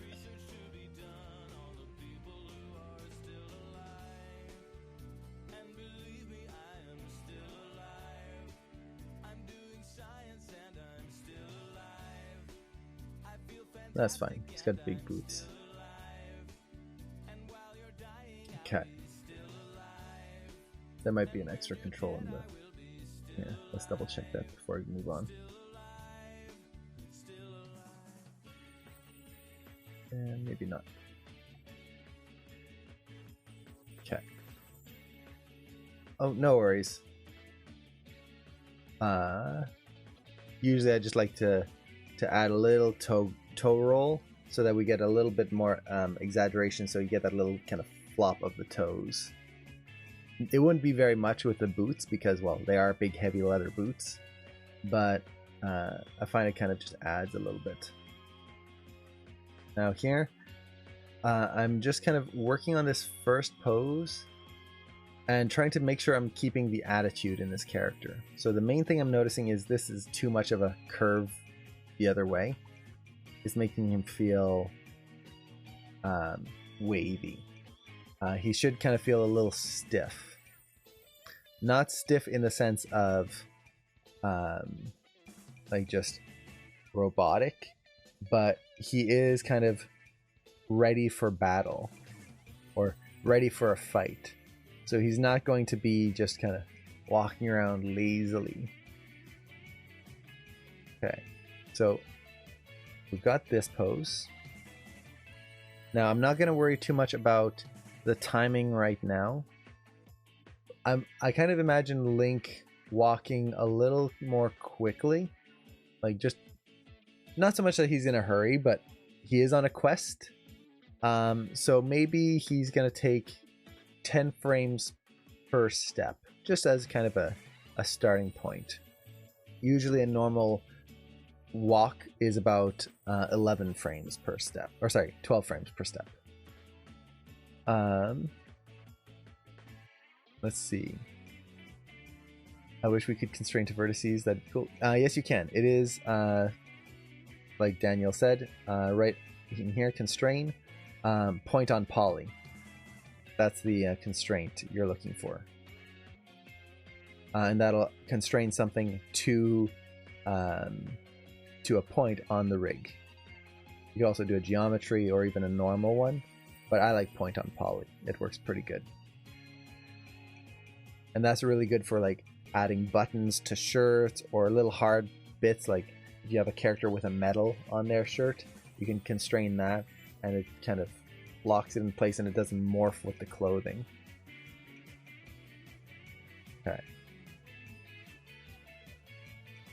So the next contact is going to be on frame 11. So let's quickly get that somewhat into place.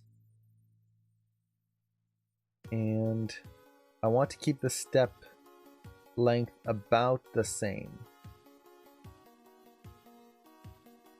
So that's about 573-ish. I'm not trying to do this mathematically, but in order to avoid a limp, I do want them to be somewhat close. So that's going to be about a difference of 68.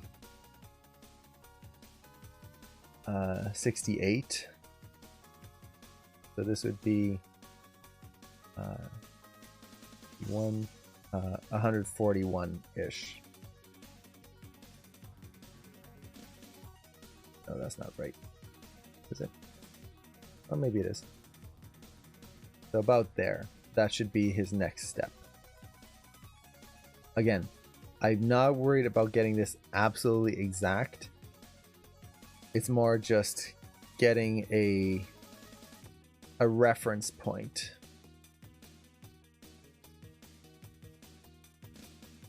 So that we get consistent steps that don't limp.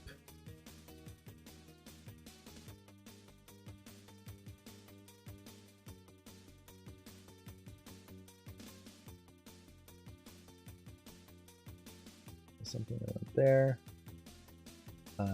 This foot is going to come up there, and then let's wrong control. Move that up. Now for the hips, we will rotate this down on that side. And his knees are horribly bent right now, so let's fix that. That's better. Don't need those knees breaking. And ArtDraw D2, that's an awesome username. Thanks so much for the follow. Let's see. Have you ever tried the method of doing a walk cycle by animating the cog to get the feel of the walk, then layering on the up and down? Yeah, I've done that. I did it on stream once, actually, with a cartoony run. And I'm actually planning on doing it for one of these walks here. So I'm kind of doing a more traditional one here first, just to kind of go over that process. And then with Zelda, I want to do a layered style to show how else we can approach a walk to get just variation and different workflows. So let's rotate the body this way this time. Keep it straight. It is a much faster process. The problem with the layered is if you're first starting out, it is, what's the right word I'm looking for?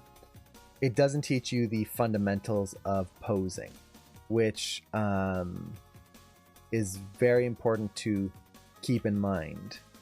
When we're doing all of this stuff, we want to think of the entire pose. And for any of you who are just starting out in your animation learning, it can be tempting to try and do these faster workflows, which are faster. But if you are missing that kind of understanding of the mechanics, what it'll end up doing is hindering you more than anything. Because no matter how fast you work, there's still going to be that kind of missing element. Okay, one thing I'm not caring for is his feet feel way too wide here.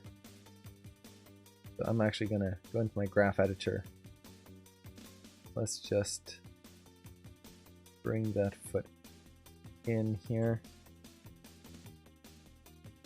Yeah, that's going to be too wide of a step, I think.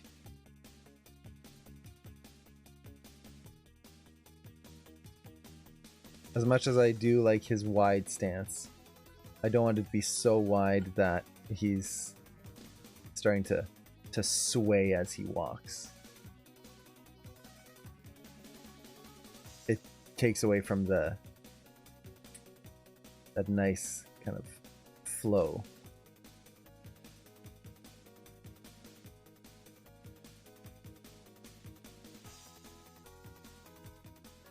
Like that.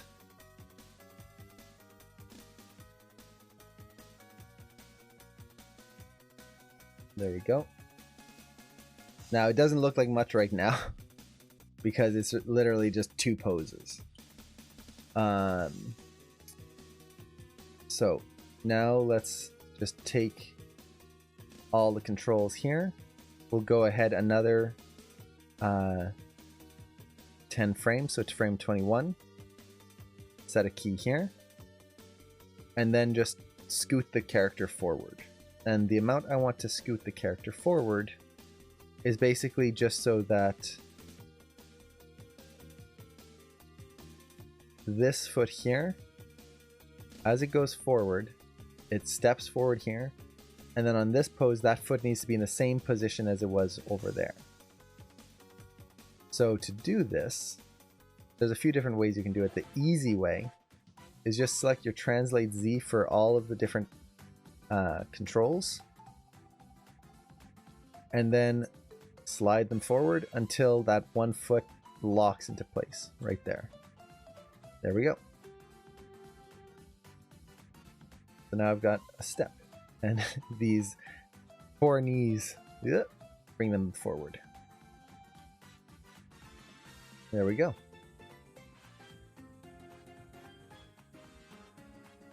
So we're starting to get that cycle in there.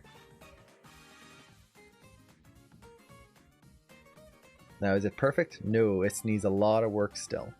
But we're just starting to build in the blocking, the building points. We can start adding the finer details afterwards. This is one of those things where a lot of people will focus on trying to get every single pose absolutely perfect as they're doing this, which is not a bad thing. But what it ends up doing is... Oh, his eye controls are getting lost. What it ends up doing is, if you're focusing too much on the... what's the right word I'm looking for? Oh, I hid them. Focusing too much on each individual pose, you're going to run into issues where you're going to have to change something, and then you just have to kind of redo some work, which is a bit of a pain.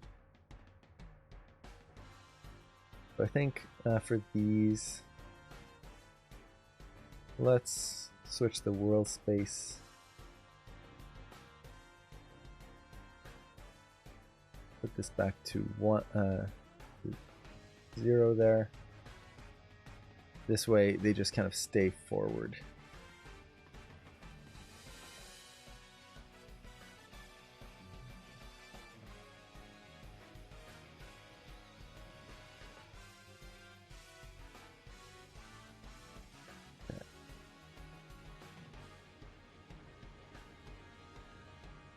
There we go. Now I don't have to worry about the eyes.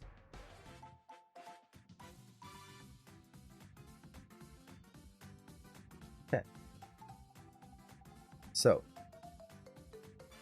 let's start focusing in on one more pose, and then we can start trying to add the personality in here. So, for this, I'm going to add in the passing pose. Since I want this to be kind of just a straight walk, I'm going to basically just put it in the center, I think, or close to. So, probably around frame 5. I'm just going to select everything, set a key. So, this is going to be the passing pose. So for the passing pose, there's a few things I want to make sure I do correctly. One is this foot's going to be flat on the ground. Boop. 2, that leg, which is the supporting leg, is going to be straight, and the weight is going to be supported on top of that leg. Something like that. This way as he walks. Oh, and I got that foot wrong. So that was actually the passing leg. Oops. So let's do it on this foot then. Oop. Zero that out. Zero that out. Get the hips onto the supporting leg this time. Helps when you double check things. So like that. So now he shifts his weight over onto that foot, and we're starting to get that feeling of a walk, just a little bit. I'm going to keep the hips a little bit more subtle. Now the rotate Y, this red leg here is going to be passing. So I want that hip on that side to rotate just a little bit more forward to get that feeling of it passing the other hip. And then for the foot, let's actually just raise it up into the air, and we'll have it come in slightly. So something like this. Now, there's a few things to watch out for when you're doing the passing pose. The first one is, don't do this. His whole body is leaning backwards right now.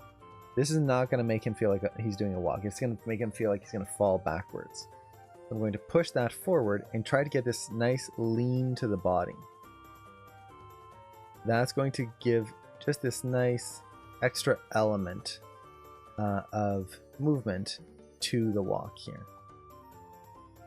So now we have this. And you'll notice that I'm making sure to move the foot in as well. It's not just moving in a straight line. It goes in and then back out because of his wide stance. The spine is going to counter that. Okay. Now I can also push the rotation Y of the spine as well to get that twist in the body.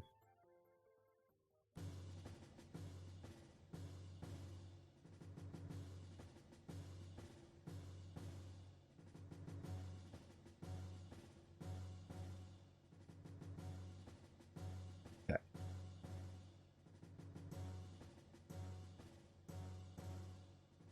We're starting to get the walk in there, but it's kind of boring.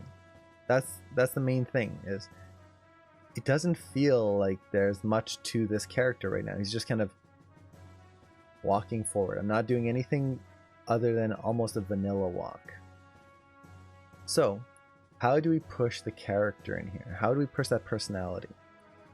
So we've already got that initial pose right here. That kind of, he's brave, he's standing tall. How do we incorporate those into the rest of the walk? Well, partly that is going to come from adding in the up and down poses, those breakdowns. The contact passing and contact poses, those cycles, are almost the cornerstones of the pose. The personality tends to come in between those. Now, one thing I do want to double check is just my forward translation. Yeah, it's definitely a little too wavy here. So I think what I'm gonna have to do is just retime things one frame forward here. That way that translates, that doesn't have that huge slowdown that it was having. I might even just have to push this forward just a little bit more.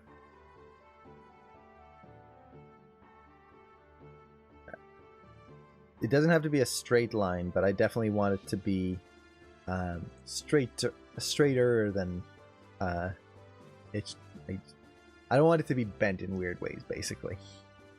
So, okay, 1 to 6, so 11 to 16. I'm gonna add the passing pose here. Get all of those in place.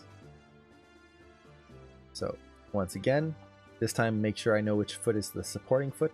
This one. Let's zero those out. So right there. Okay. The hips. Let's just roughly get them into place.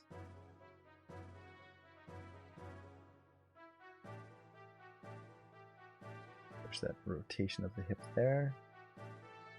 And then he's leaning forward a little bit, but I think I want to push that just a hint more right there. And then this one, zero all these controls out. And just move that foot into place.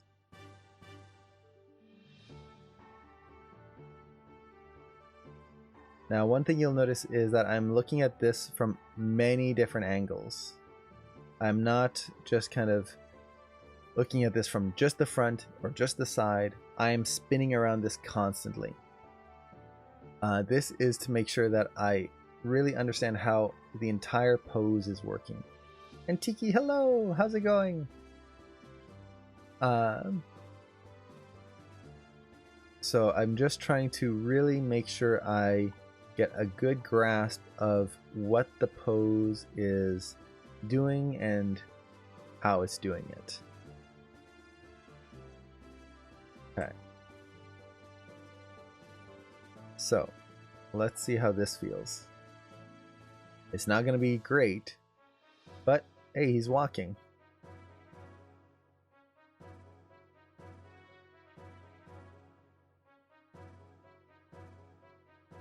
So, got that in place.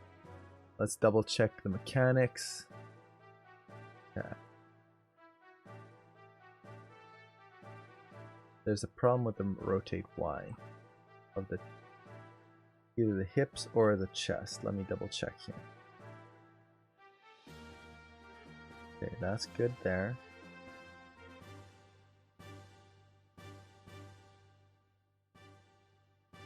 Rotate Y. It looks okay.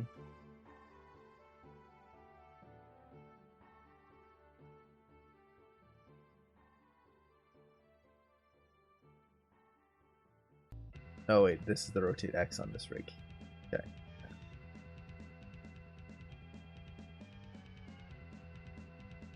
There we go. Hey NS Films, how's it going?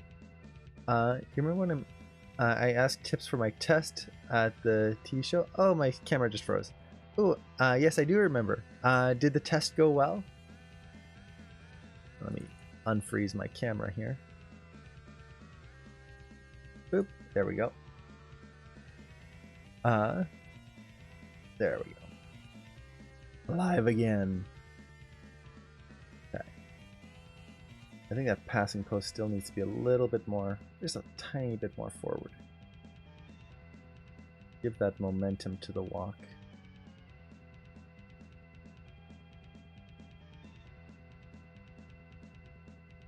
Okay.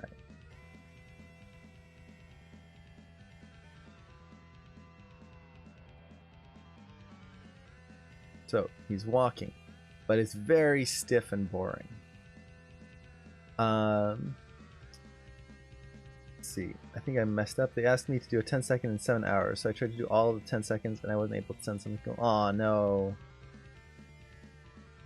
Most times tests, they realize that people don't have the time to finish them, so I wouldn't dash your hopes just yet, or like you never know. Just keep an eye out for it. I think I want to push this just a little bit forward and even that out a little bit more. It'll mean I'm gonna have to change a little bit of the foot poses. Maybe bring the translate Y up a bit on the contact and push the foot roll here. This way I get more of a slight lean forward throughout the entire walk.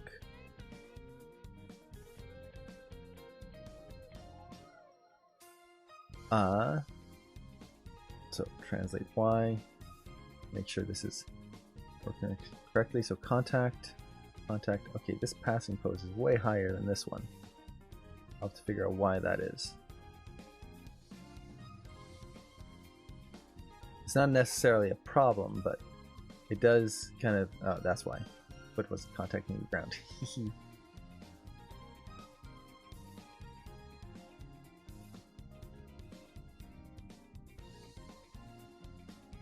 I should move these together.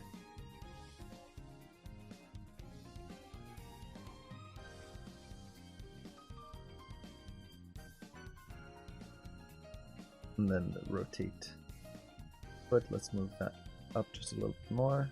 There we go. So this also helps because now there's going to be less bounce in the walk. He's going to be a little bit more linear.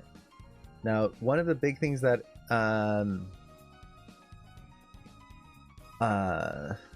one of the big things here that is making this feel very dull is that his chest is not really doing anything. His arms and body, they're kind of stiff. So we're just looking at the legs right now. So let's try to add in just a little bit of arms before we start breaking things down. That way we have an idea of what we want. Technicolor, they asked for 5 seconds in 8 hours. Oh geez, it is a lot. 10 seconds in 7 hours. So you've encouraged me to revisit one of my characters, give more character and posing. Mind if I get your thoughts? Oh, definitely. I would love to see it. So, as Link walks, I don't want a lot of arm motion. I don't want him feeling like he is just pumping his arms. Approximative? No, that's the correct word. Approximative. Approximative. Or it's approximate. My lipstick was approximate. But it's pretty much the same thing. So let me get the arms in here, and then I'll take a look at that pose there. So I just want a little bit of arm motion. Even this might be a little too much. And for this first pass, I'm just going to focus on getting the range of motion. We can layer in more detailed motion later.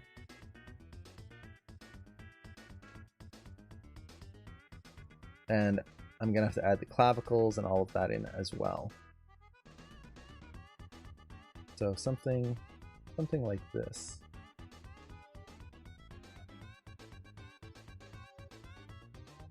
So already that helps a lot.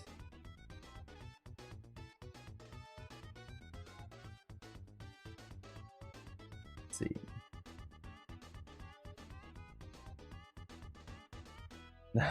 Go into splines and it's horrifying because I am working in splines right now. And this is going to be a nightmare to look at. See, in the game she's supposed to be confident, proud, clumsy, immature. Okay. Take a look at this. Nice. I like this model. I like the poofy pants. That's really cool. Okay. So, in terms of posing, I think you've got most of it in there. So confident, the wide legs definitely help with that. That gives her kind of this broad stance. Proud, clumsy, and immature. I'm feeling the clumsy just by the way she kind of has her hand on her head. It's kind of like, oh dang, did I screw up again?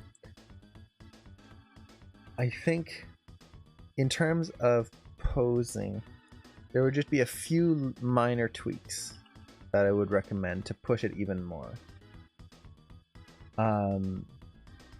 So let me bring in Epic Pen here. So the first one would be just the way her hand is on her shoulder. It's feeling very flat to camera. Try instead to rotate it so that maybe we see a little bit more. I'm going to exaggerate this way. Or I'm not great at drawing perspective. So basically the thumb is going to be rotated away from us a little bit more. So we see almost like the curl of the fingers back here, and then the thumb back here.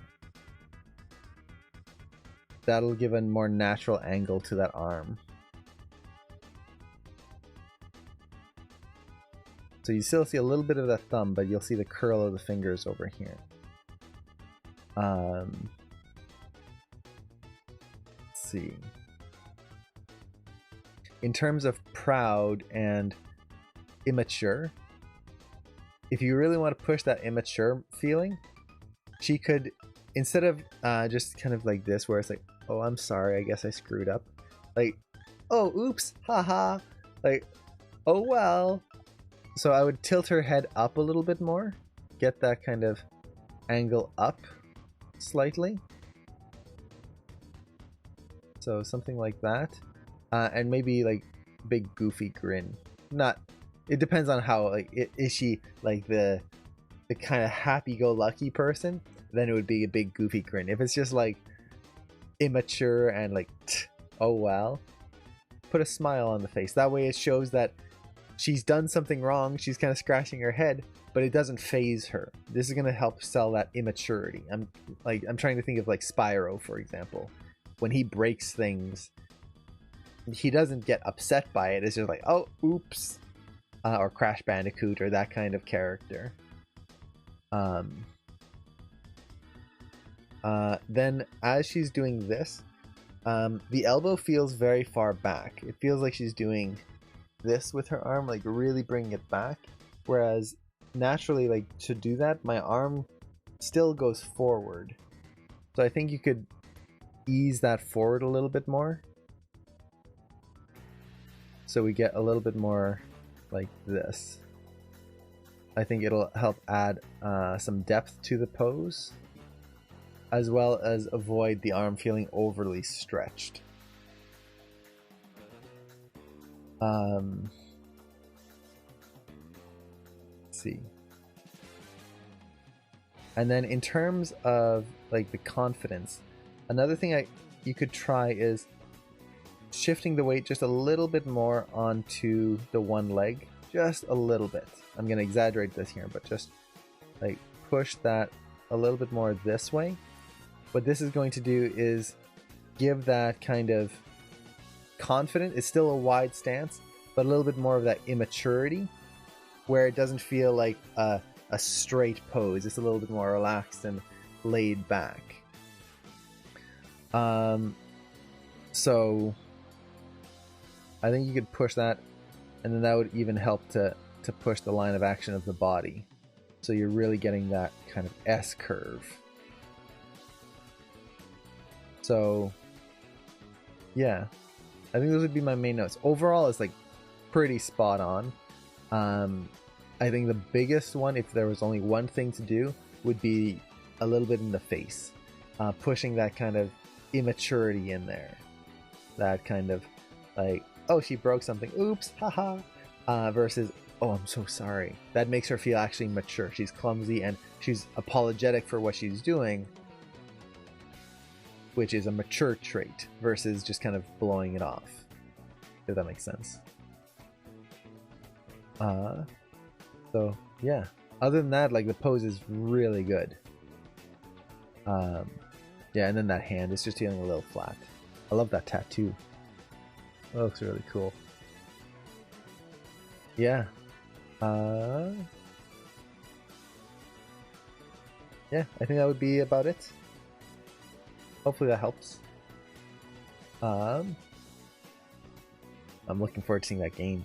I think I saw you working on it.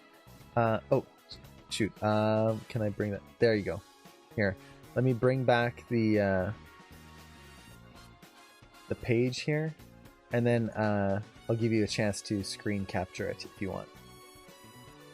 So if you want to print the screen or capture that, you can do that now. Also, it will be in the recording, so if you do end up losing it somehow, it will be back in the recording there. Ooh, yes, post this site. I'll have to check it out later, but I would definitely love to see it.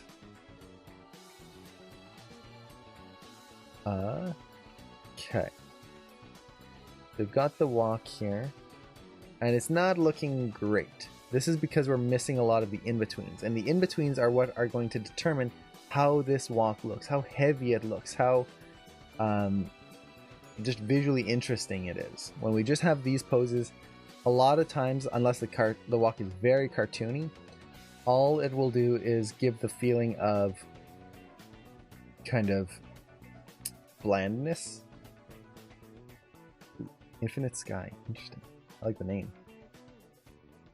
Oh, that's cool. Yeah, I'm just gonna show this. I was gonna look at it later, but now I'm caught up in it. That's cool. I love that artwork. Okay. I'm definitely gonna have to check that out. That looks fun. So let's start adding some breakdowns in here. Now, because I'm not doing a standard 12 frame walk, my breakdowns are going to be a little off. That's fine. Let's add a breakdown. I think on frame 3 is going to be good. So this is going to be the down pose. So let's push that in here. Foot is going to be flat on the ground. This foot is still going to be pushing off the ground. So let's copy those keys from frame 1 to frame 3 and then just really push that foot upwards.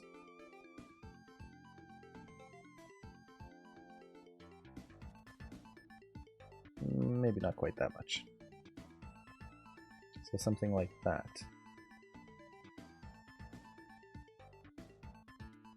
So I want this feeling of the foot really pushing the character forward. Now this is the down pose, so the hips are going to come down a little bit.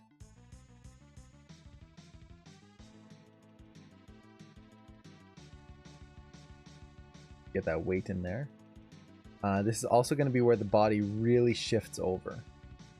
Based on the way I'm animating his walk here, I want to really feel that weight in those hips here, and then have them come up. And then up. And already we're starting to feel a little bit more kind of, I wouldn't say personality yet, but just visual interest in this.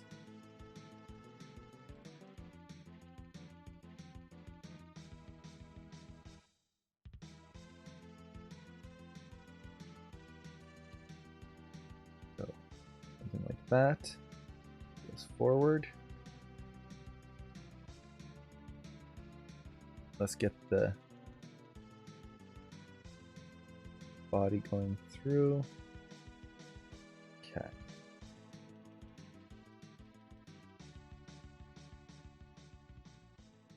So, next breakdown is going to be the up pose. So that I'm going to put, where do I want it?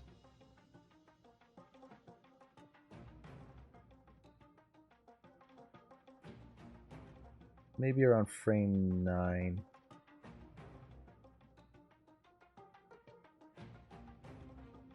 We'll see.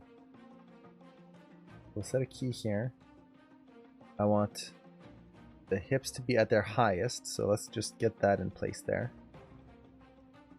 So, and then this leg is going to just straighten out there. So we start getting that push off with the heel. Probably a little too much. I probably want that a little lower.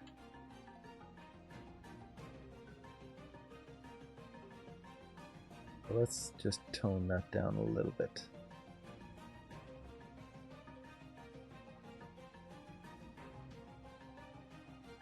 And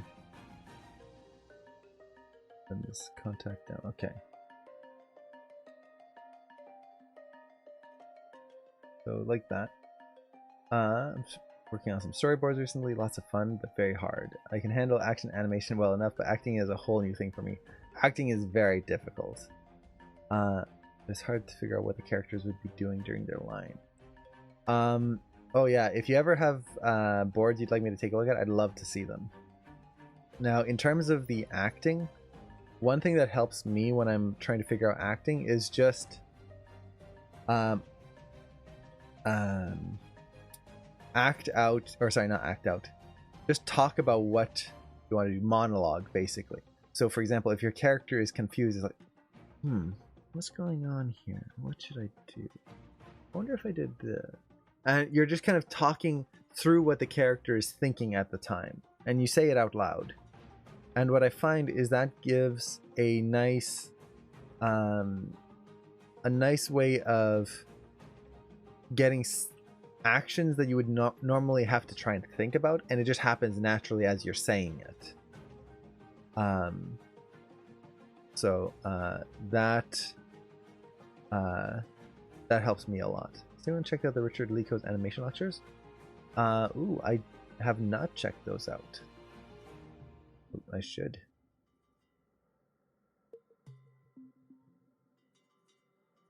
Okay.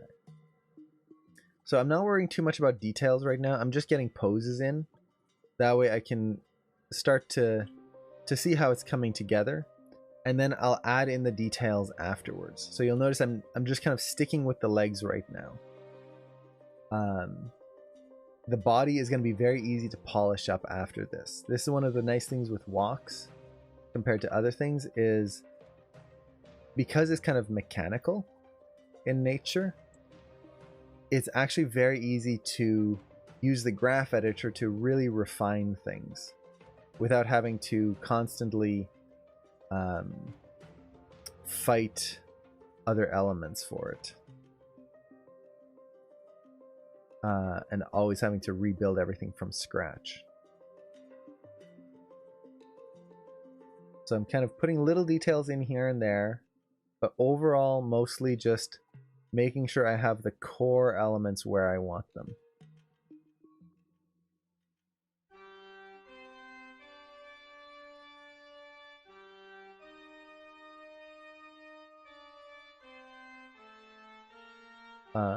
Let's see. When doing a walk, how to transition from foot roll to rotation? I do it over one frame, so I can show it in just a second here once I get a few more poses.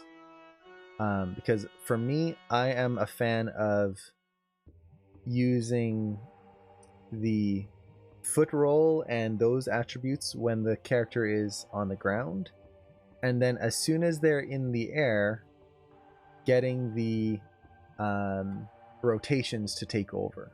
And this for me just makes it easier to work with. I have to deal with a lot less kind of headache, I guess you could say. And it gives the rotations where I want them to be. Put that a little higher there. This foot roll, I would ideally like it to be lower here. So I might have to just lower a lot of the poses throughout this walk. Get that foot roll to work.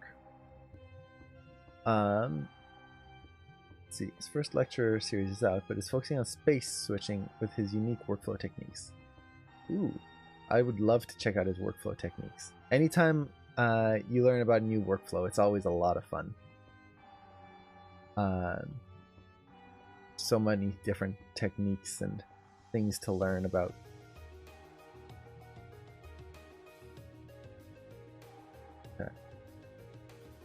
So let's see how this is going. So now we're starting to get a little personality in here. So by adjusting our spacing, suddenly that walk that was very boring, even if like we're just looking at the feet here, not the rest, suddenly you can kind of feel as he walks, there's a little kick and there's almost like a little hold. He kicks, holds, and then puts his foot down. So this kind of gives a leisurely walk to it. I don't know if I want that for him. He is an adventurer. So I think I want more of a kick out here. So the up pose, I'll bring it back slightly. Bring that back slightly. And now we get this kind of kick motion where it's just a little bit more impactful. And for this character, Link, who is like journeying forth, fighting monsters, I don't want a laid back kind of like kick, leisurely stroll. No, it should be a little bit more, not quite a stomp, but it's as he's moving his foot. Let me show it here. If I bring that foot too far forward there, he'll lift his foot and then it kicks forward, holds right there before putting it down on the ground. So it's, and I should do that on a different frame that we see a little bit more of the transition. So let's go with this one.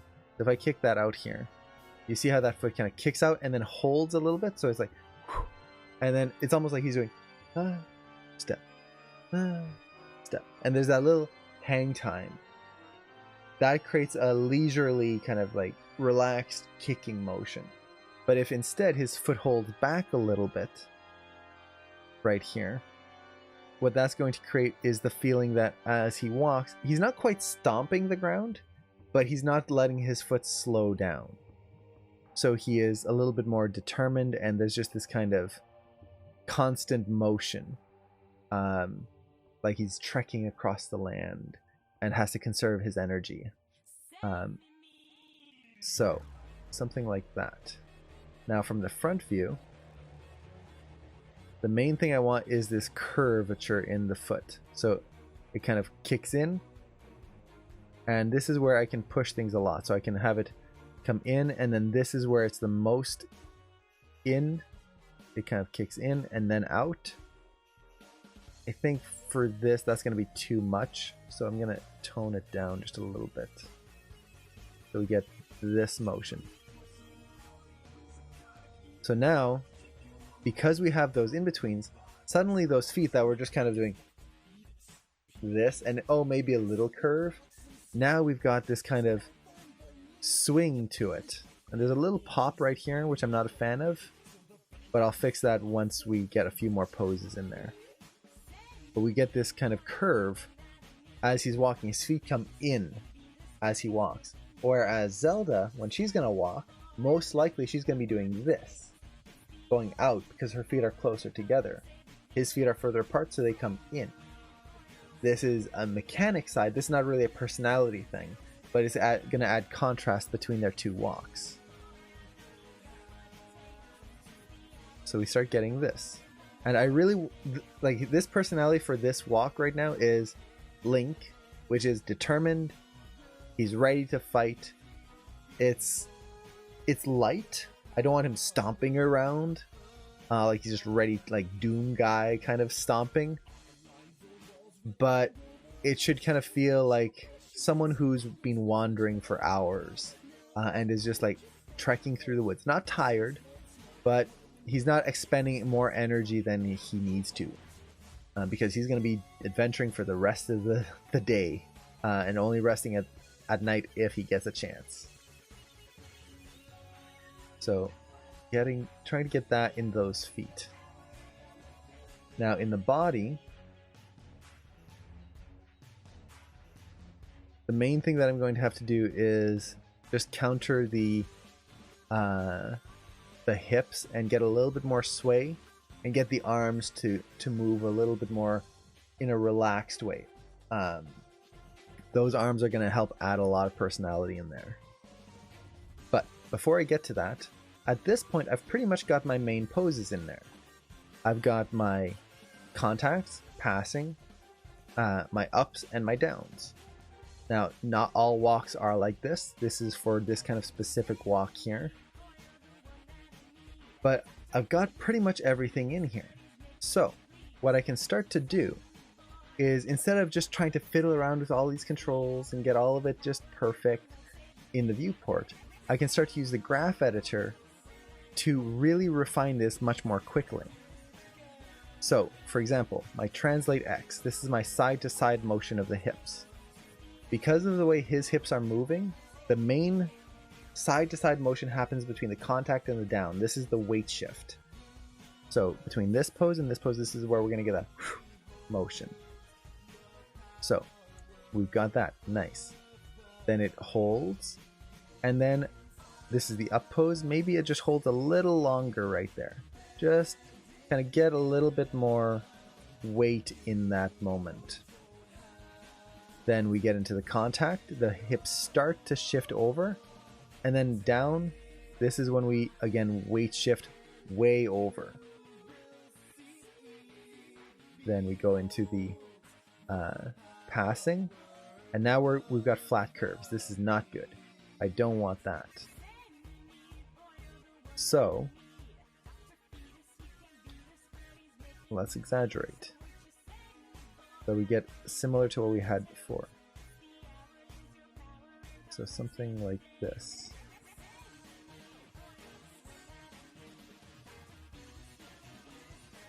Now, one thing I have to watch out for is the last keys here, since they are kind of at the end of the curves here. I do need to watch that I get those tangents right. see, I kind of want to bring this down a little bit.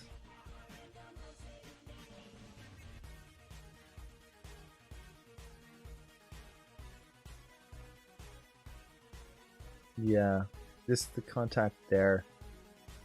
This is way too high right here.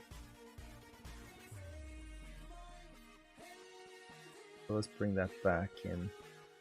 Something like that.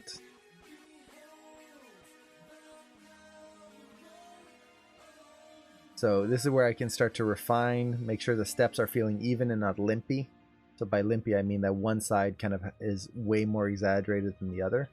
I'm not trying to copy it on each side, but I'm just trying to make sure that that motion feels nice and natural.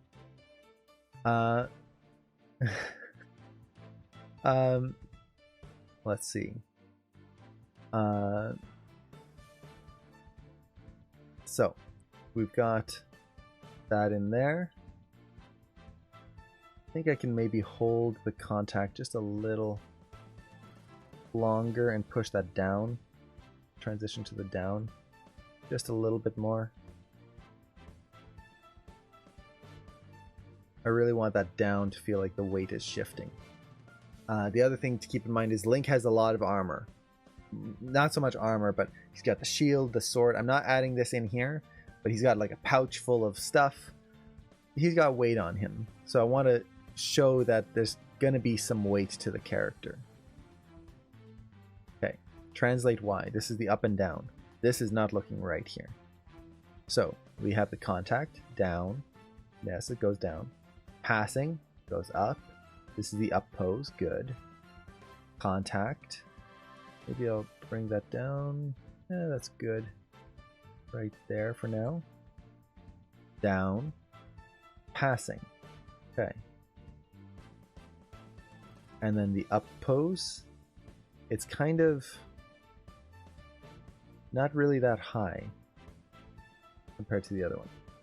But it's still going up, so I guess that's fine. And then let's see if we can maybe adjust a little bit more. There we go.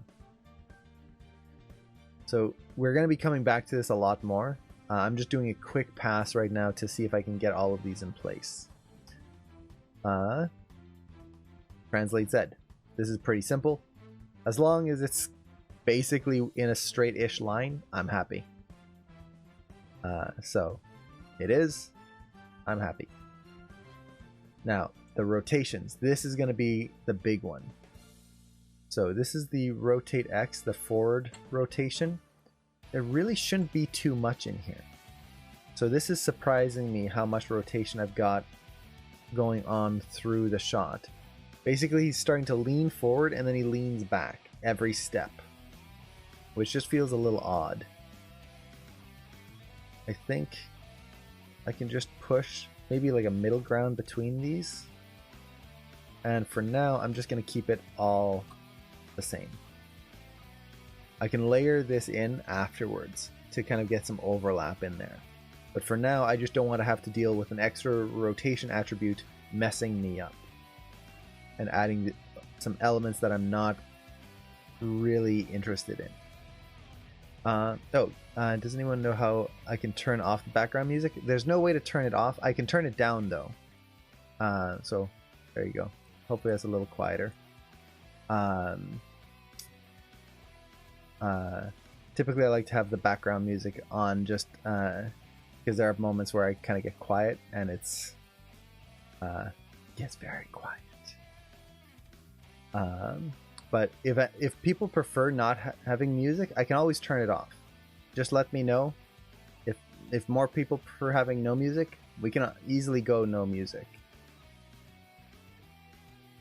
Okay, so this is the rotate Y. This is going to be the hips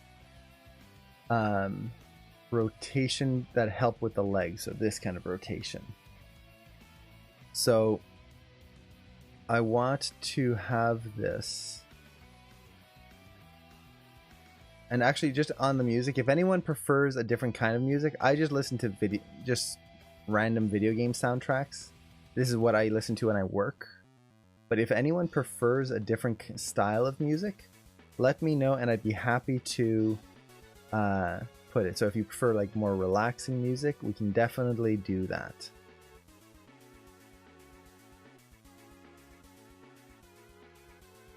There is no tie to any music here.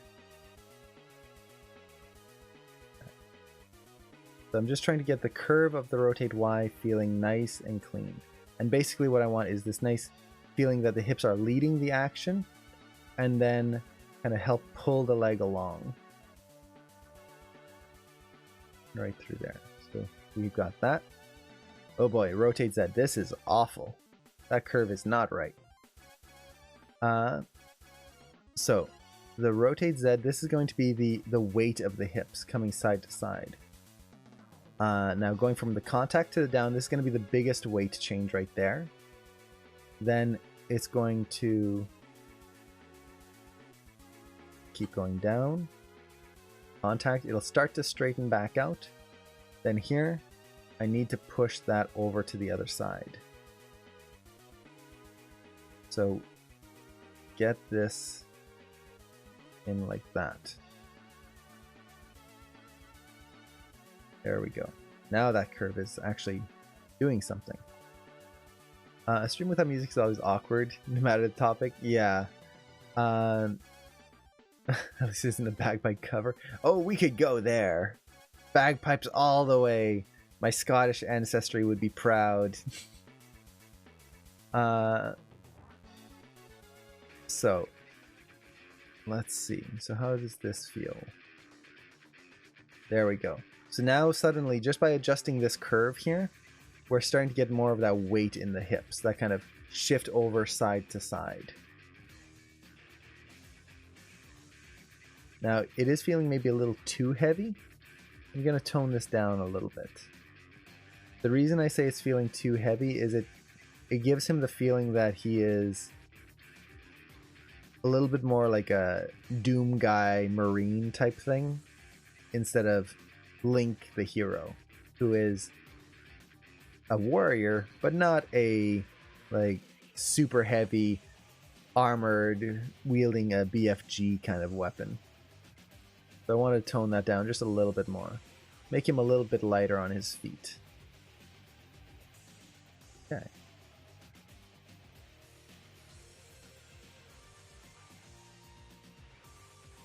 So we're trying to push these elements in here. These minor elements, but they will add a lot personality-wise. Now, I will say this. This is a very subtle personality walk here. So if I was doing this, for example, for the personality walk in Animation Mentor, I would be going with a much more exaggerated personality walk. This is kind of slightly determined. This is more of a video game walk, where the video game character has to fit in any situation. So you want some personality in there, but not so much that they are like just oozing, like they're in a scary situation and they're just happy, and they're in a sad situation and they're moving happy. This is going to try and fit in many situations and still preserve that personality. Now, it depends on the game as well. So, for example, Banjo-Kazooie, a game like that, you would definitely want your character to have a little bit more exaggerated personality. That's better. Okay. So we've got the legs pretty much done. And the hips. And all I did was I went through the curves and made sure that they're doing what I want them to do. Now, if we hit play, it's still not going to look great. It's looking better, but the weight is not quite right. I think the shift of the weight is too fast right there. Let's tone that down just a little bit. Right here. So that would be the translate X. Let's tone that down just a little bit.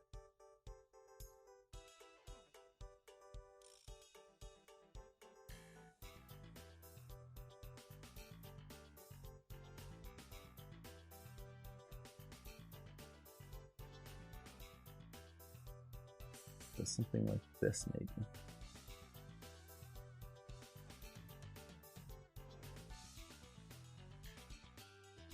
Yeah, that's better. So it's still got that speed, but it doesn't feel like he's being hit to the side with his by his hips.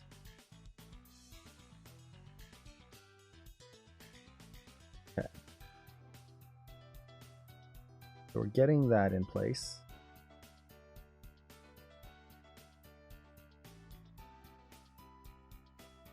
The feet definitely need more work, but that's basically splining them. Which technically I'm in splines anyway, so I could do it, but this cycle is, each step is 11 frames, so it's a 22 frame cycle. Normally a walk, kind of regular walk, would be 25 frame or 24 frames, so from frame 1 to 25. But I want a slightly faster walk for him. All right, let's get the spine in place here. So the first and probably most important is going to be the rotate Z. You can see I haven't even touched it. And for this, I'm going to actually go to the front view here, because it's going to give me a proper view of how his body is angled. And I really just want to keep him straight, so that he's not tilting to the side here.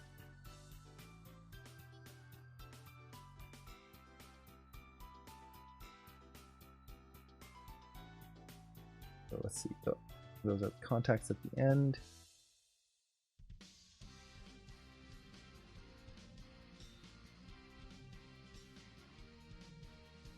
Okay.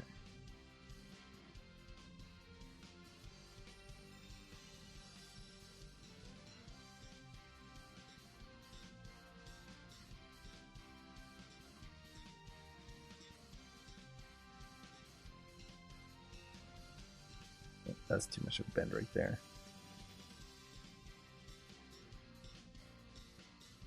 Breaking him out there. Could add a little drag. I don't want too much.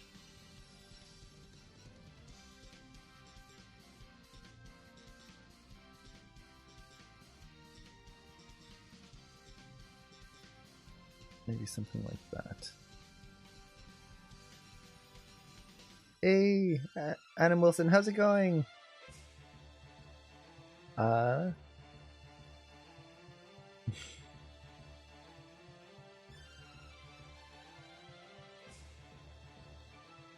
think I could still tone down the translation side to side. It just kind of feels a little too much for kind of Link's character right here.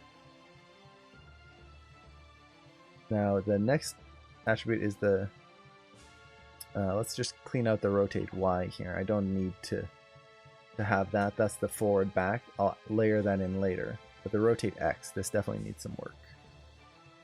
So this is his kind of shoulder rotation. So on the passing pose here, this is when that should be passed. And I want it to ease in. Something like that.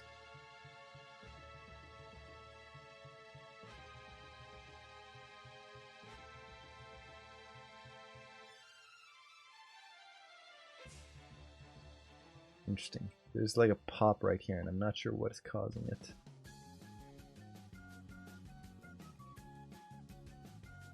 Might be the arms.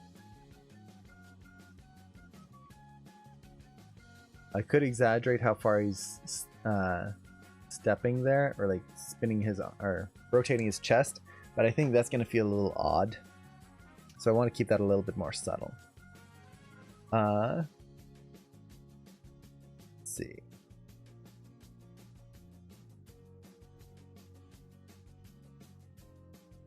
Yeah, so let's tone down those hips. So this is going to be the translate X of the hips, and I'm just going to scale them down. So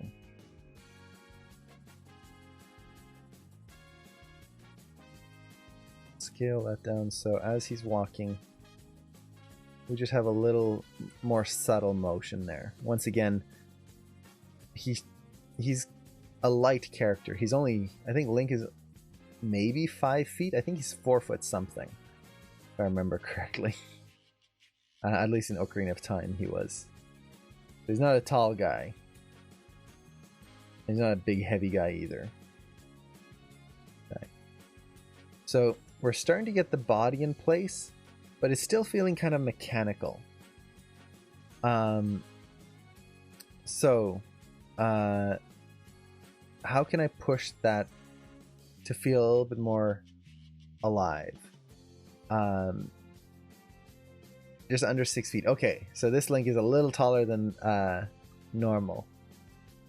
Or not normal, but Ocarina of Time Link. So one thing I do want to try is add a little bit more rotation in the body so that we get just a little bit of a sway. He's a little too stiff right now.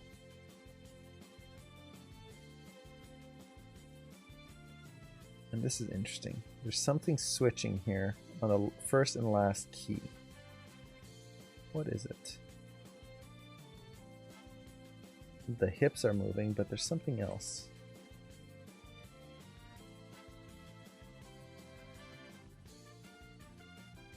Let me double check something here. No, that's the same.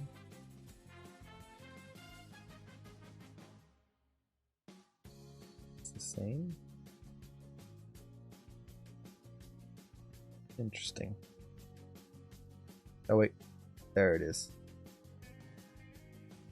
Rotate Z is off.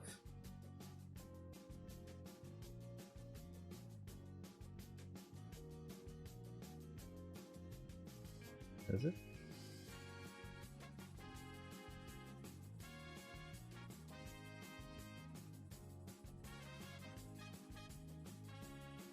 No? Interesting. So usually when I'm trying to do a walk, I want the first and last keys to be the same, but there's something... it's the rotate X.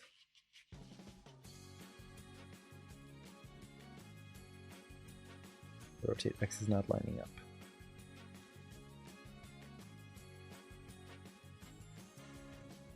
There we go.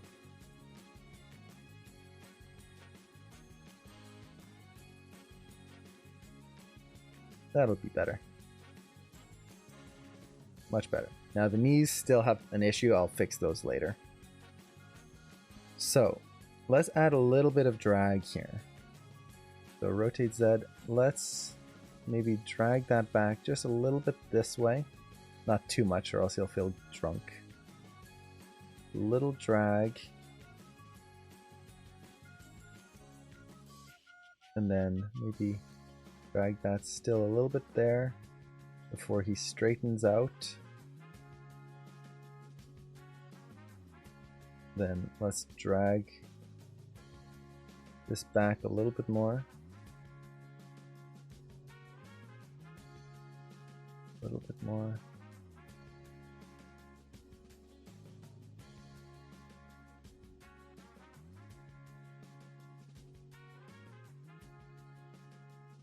Something a little bit more like that. But what this does, it just gives a little bit of a sway to the body. So instead of just kind of having this straight all the time robotic motion, we're putting this little sway to his body. And I can even exaggerate this just a little bit there with the tangent.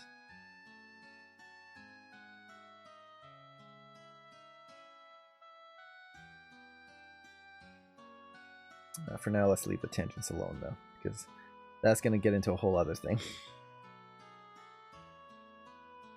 I can push this a little bit.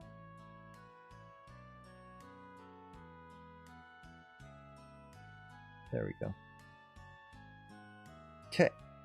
Now, there is still something that's feeling robotic about this walk. And this is one of the big things that a lot of people tend to miss out on.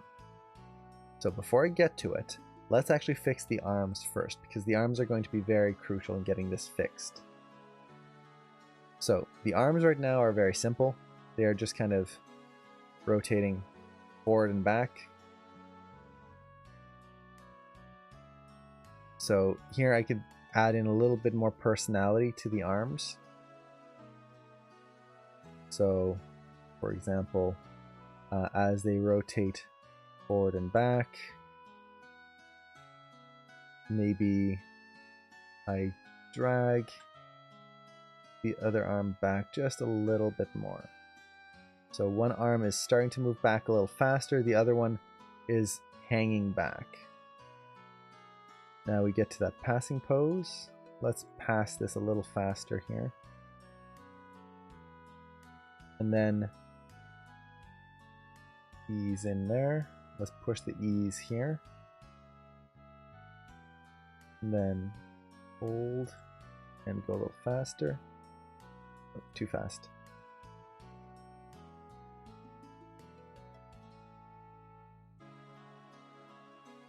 Okay. So this should get us a little bit more texture into the arms here so that they're not just moving front and back, front and back. We're holding a little bit longer. So maybe even push that a little bit faster there. So just kind of pushing that spacing in the arms. Let's look at the rotate Z. This is going to be the in and out of the arms. This is one of those rotations that a lot of people miss out on when they're adding the arms to a walk, which is that as the arms rotate around, they go in and out behind the body. So, for example, this is the passing pose. The arms are going to be close to the side of the body here. And then as the arm comes around, it'll go behind the body slightly. So kind of around and then behind. Then it starts to come back forward and comes around the body again. For going around and then maybe a little bit more inwards. And actually, I can use a little bit of rotate Z as well in there. Or X, I should say. So I'm trying to get this more exaggerated motion in the arms than just straight back and forth. This will get kind of an extra weight to the arms.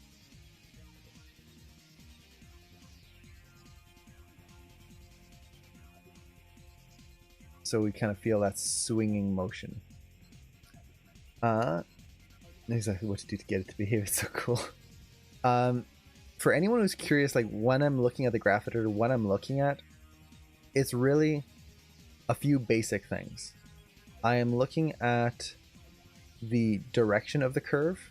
So whether it's going up or down, this tells me that there's a direction change. And then I'm looking at the speed of the curve, which is the intensity of it, I guess you could say. How steep or flat the tangents are. Sorry, not the tangents, but the curves. What this gives me is an idea of what's happening with the arm. So for example, I can see in this is the rotate Z, this is this direction, that the arm comes in here, it's going down, so it's going in, then it starts going back out, speeds up, slows down, comes back in, changes direction. So I can start to see where this kind of back and forth motion is happening and when it's moving quickly or slowly. So that's really all I'm looking at when I'm looking at the graph editor, is that kind of element. So here, this should be much lower. Bring that behind. So it still should probably be traveling, or maybe starting to change direction there. Let's kind of ease it a little bit. Comes out around. Maybe a little bit more like that. Then forward. Should start changing direction as it comes back. Before going around again the body in the passing pose. And then behind, which this is too far behind. Here. So something like that. Now the curve itself I can clean up later. But now we've got this motion to the arms.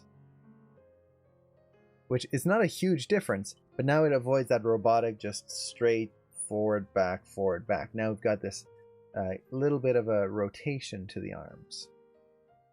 I can even layer in some rotate X. So this is going to add that twist to the arms here. So, for example, as the arm comes forward, let's see which arm, okay, this one here, I can push that twist in there so that the arm is a little bit more of an angle, and then when it comes back, it's a little kind of straighter out here. So the arm, as it's kind of going backwards, is pulling out this way. As it comes forward, it almost does this in front of the body. So we can start to exaggerate this motion and just kind of give a little bit more personality to the arm very quickly.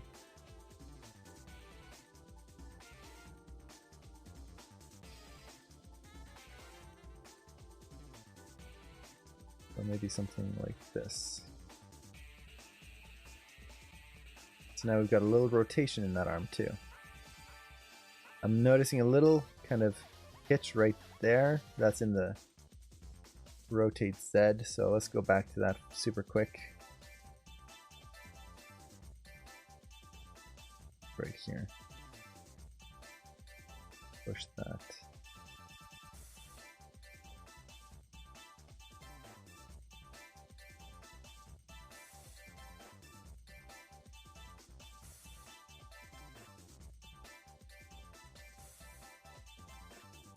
There we go, that's better.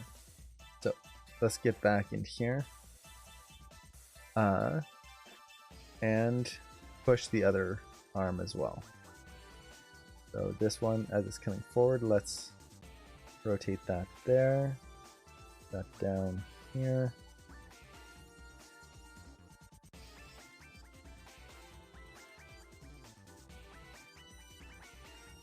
And just start easing those curves.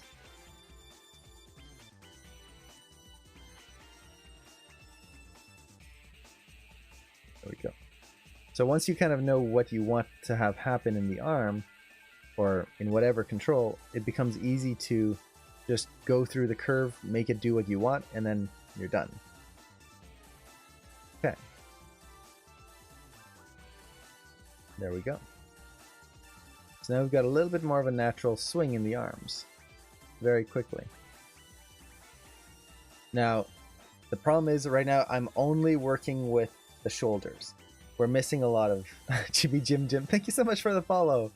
Awesome username. So what I can now do is maybe layer in some elbow animation. The elbows are very important. They add a little bit of springiness to the walk. So, for example, as he walks here, let's see which elbow this is. Let's start with this one.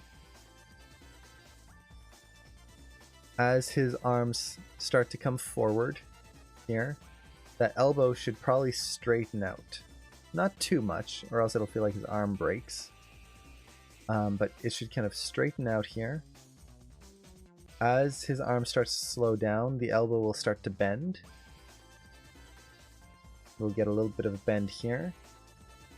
That might continue as the arm starts to come back.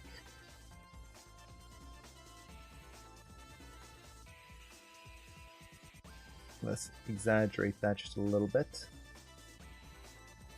And then as the arm starts to slow down, we're going to get that straightening right through here.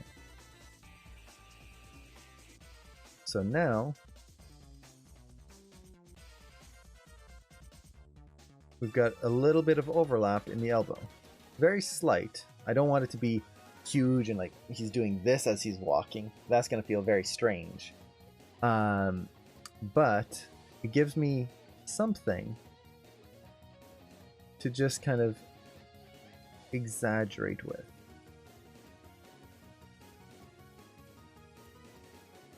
I might even straighten this out just a little bit more there. Just push that exaggeration. So something like that. There we go. Now let's do the other arm. So for that, I can really just mimic what I was doing before. So as that arm comes forward, can't quite see it here, but oops, that would be the other way. Up here. Yeah. So straighten that out. Now just start to bend. I could try to mimic both arms here, but the main thing with that is it'll just be a copy. I don't want that. I don't want to just copy the curve and then flip it over. Each arm should have a little bit of a unique flair to it. It doesn't mean that they're going to be absolutely different, doing totally different things, unless the character was holding his arms in a different way. But we get a little bit of a slight change in both of them. So something like that. Okay. Now we've got those elbows in there. Let's see how this looks from the front. There we go. So now if we kind of look at the body without the head in place, because the head hasn't been done yet, we start to get this. So we're starting to get the walk a little bit more refined. Still trying to keep in mind those small details that will be important to his personality. So that it's not just a vanilla walk moving straight and boring, but kind of keeping this slight looseness to the arms, the kind of side to side. We didn't go too far, but we didn't do too little either. And this is the hard part, especially when you're dealing with subtle walks, is trying to find that sweet medium. Let's see. Within the pipeline of an AAA project, big budget movie, is the set design or environment placing its own thing? Yes. Or is it part of the modeling team's responsibility? Usually you have a whole set of character modelers, then you have prop modelers, and you have set design, and then you have environment design. There's a lot of different, especially for AAA stuff, you're going to have different people for all sorts of different things. So usually, yes, there will be kind of a different group or a different person responsible for all these different elements. Let's see. I want to take the wrists here and just add a little bit of rotate X to them, just so the hands are a little bit more palm or back of the hand forward. This is going to give a more natural feel to the walk. Okay, now the thing that I was mentioning before that is making this walk feel very stiff. I am not animating the clavicle. The clavicle is extremely important in getting this animation to look correct. If I am not moving these, which I am not currently, this walk will never look correct. It'll always look broken and stiff. And this is because as we move our clavicles, as we move our arms, those clavicles have to move with. It's just part of that process. So let's layer this in and see what we can get. So as the arm comes back, let's kind of just focus on one for now, this one. So as the arm comes back, the main thing is that the clavicle will go back with the arm this way. And it'll come up. Because the arm is slightly moving upwards, arcing up, the clavicle will come up ever so slightly. As it gets to this kind of center point here, the clavicle will drop and kind of reach a neutral point. Then as it reaches forward, which, where's the most forward? Right here. That clavicle will go forward again and up.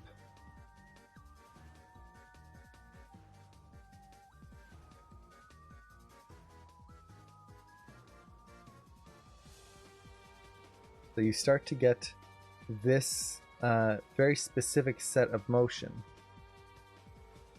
And then here it's going to be down and kind of neutral. So now I can just kind of, once I get those extremes in there, I can fill in the blanks basically. Ease in, ease out, ease in, ease out.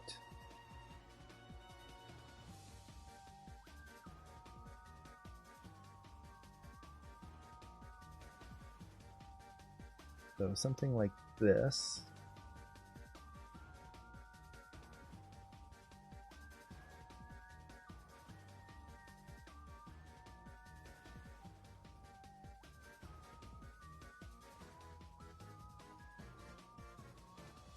There we go.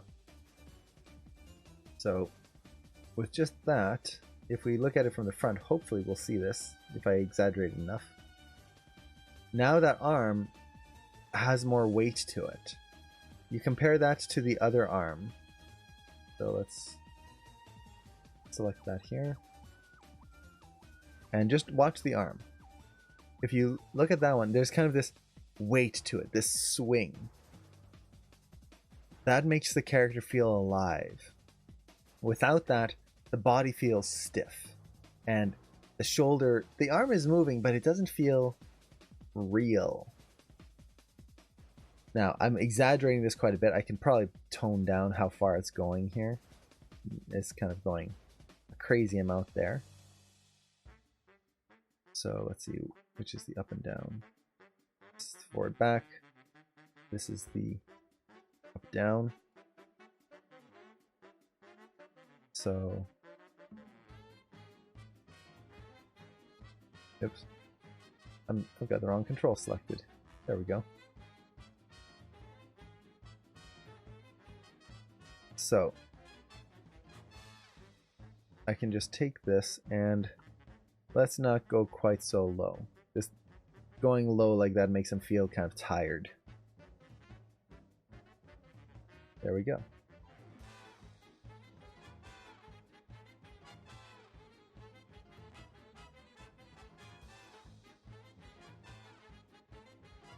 Got that.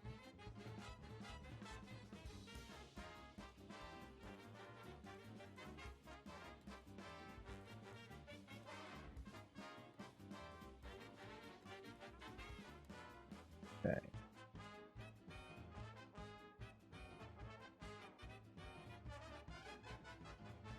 We've got a lot left to kind of clean up, but at this point it's a lot of little things. So let's get this shoulder in place here. It's going to be the same thing. So as it's over here, you go back and slightly up. As you get to the passing pose, they'll go down and just ever so slightly forward. Then we reach that forward point there. Back up.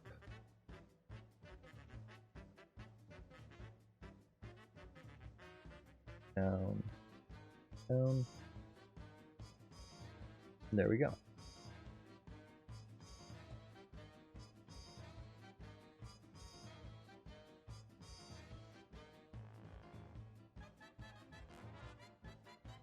So, let's clean this up.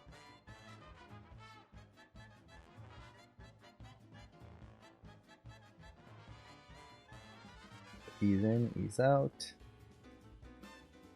And ease out. Now, it doesn't necessarily have to ease in, ease out. I just know that's what I want for this.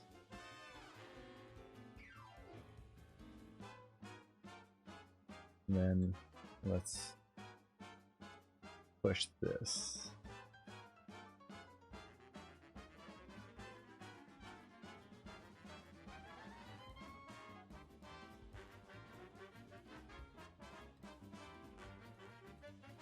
Okay.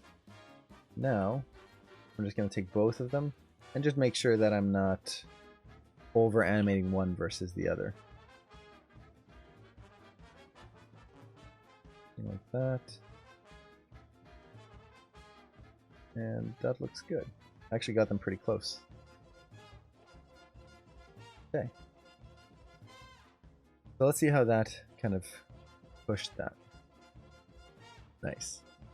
It's very subtle, but in his walk, I don't want to make it too big.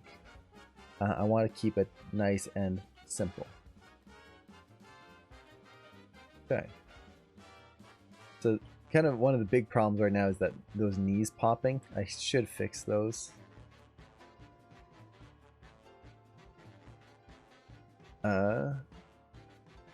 So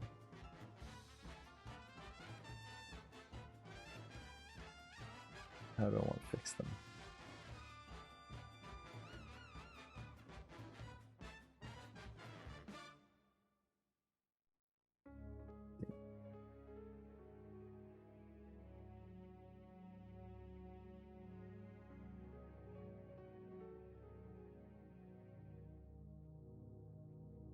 I need them to cycle, and I need them to match the position right here. So I copy this pose over to the end. The problem with this is that now they're going to be pointing in the wrong direction.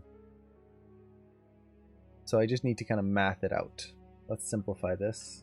Let's put this to 20, this to negative, or actually, we'll put it to 0. That'll make it a lot easier. So this was 0 and this is 20. Okay. So this foot is 4.91. That's, oh wait, yeah, 0. So 4.91. If I take the foot here, we've got 141.284. Let's put our translate Z to that value there. And then we'll just do 4.91, I believe it was. Plus equals 4.91. And now those knees should be absolutely perfect. There you go. Done. So just mathing it out, making sure that the distance between the foot and the knee stayed exactly the same. There's still a slight change. It looks like something in the hip or the foot is slightly off, but that's very minor. Okay. So we're starting to get it. At this point, we still have a few things we need to watch out for. The first, this one, let's take our translate X, move that over to the side, fix that knee right there. Okay.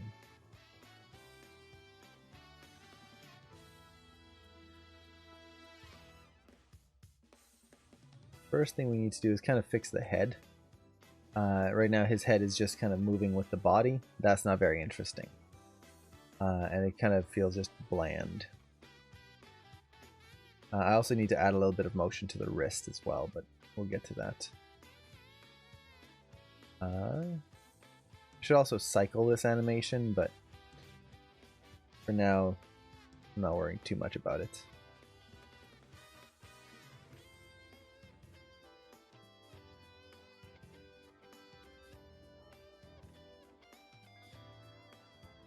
Okay, so his head is going to be, well, he's kind of journeying forth, so it should be pretty simple.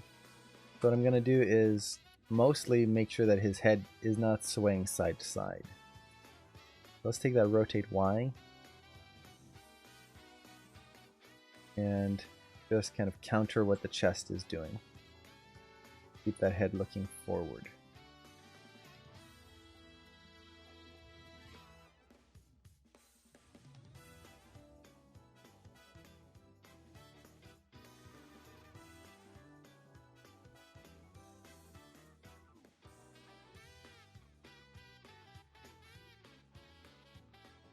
Now it doesn't have to stay perfectly forward. I actually do want it to favor the direction of the chest, but it shouldn't be nearly as extreme as it is now.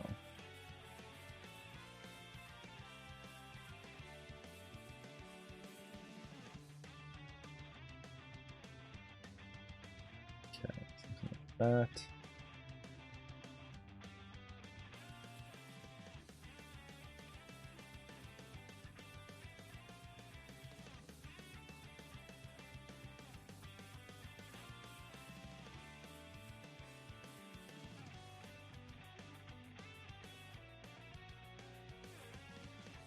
So something basically like this would be good.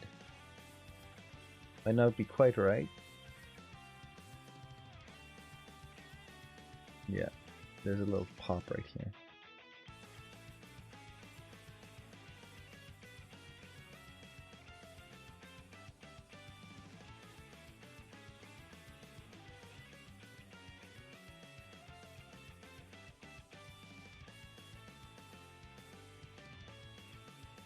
There we go.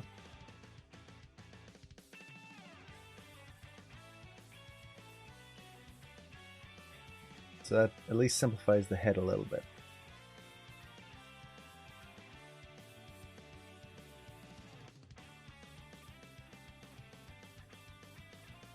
There we go. We're starting to get it in place.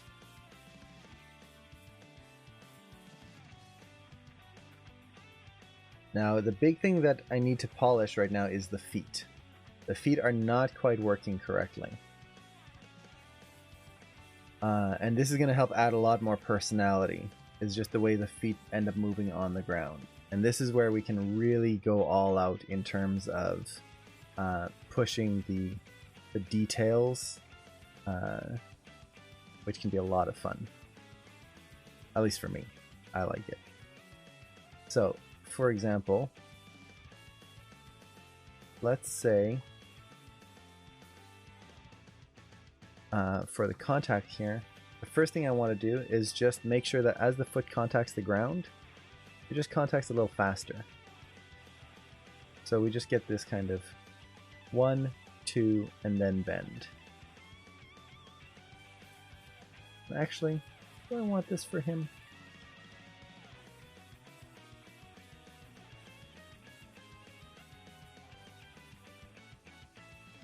Yeah, I think it'll work. Okay, so done. Let's do the other foot.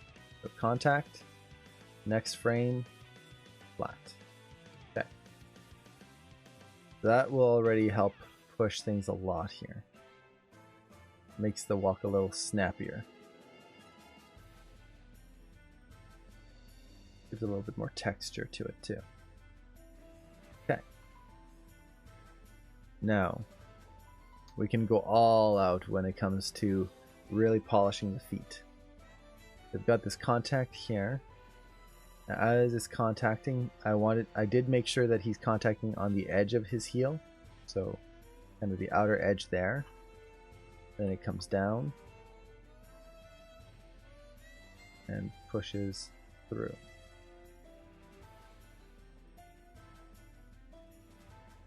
So like that. Now as he pushes off the ground, the main thing I want to do is we get to this point right here. This is the down pose where the heel is starting to really raise up and push the character forward.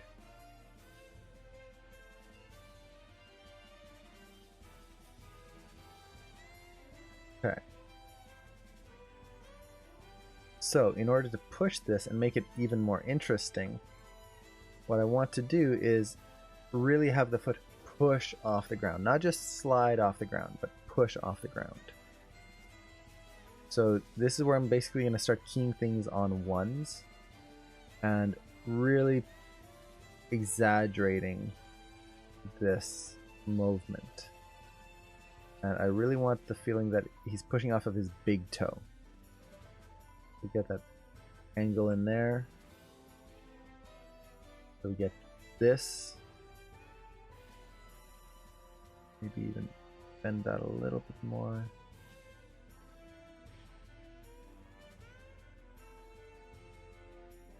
And then on this frame, let's zero this out, zero this out,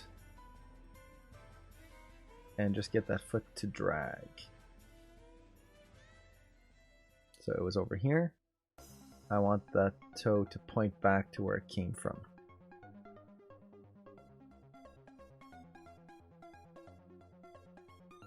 Okay. And I'm watching the spacing of the heel itself to make sure that the foot kind of keeps moving at a nice speed.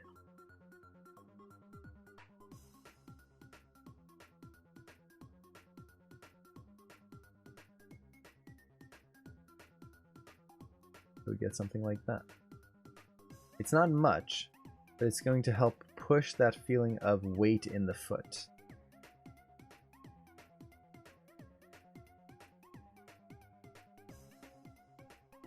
Even as he's pushing off here, I can start rotating the foot this way.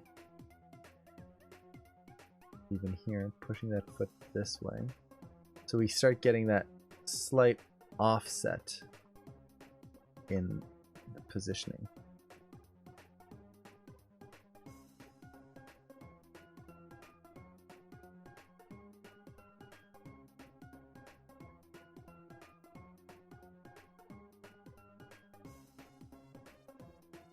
And then let's take a look at our translate X here. See how we can push this. It goes through, moves in an arc, then kicks out. And here it's kind of slowing down right before the contact. I wonder if I just do linear. Make that contact a little harder.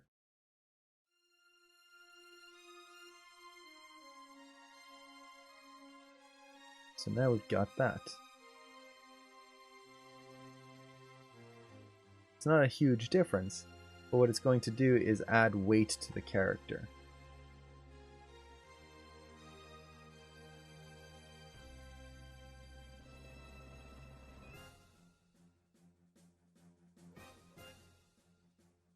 So get that in there. Facing keeps going. Now we've got that. Now the other thing I need to do is make sure that as the foot is traveling forward that it swoops by the ground. Right now it kind of comes up here and then just kind of stays up in the air. It's not very foot-like. Feet come very close to the ground. So I want to exaggerate that motion through here. And then the frame before the contact, I can maybe even raise it up just a little bit. Just to keep a little clearance before he reaches the ground.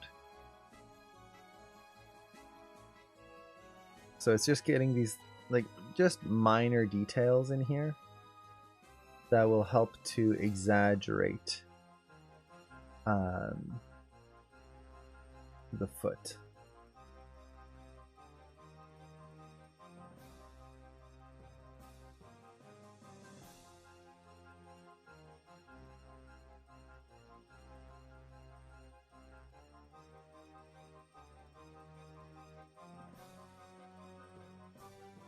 We get that.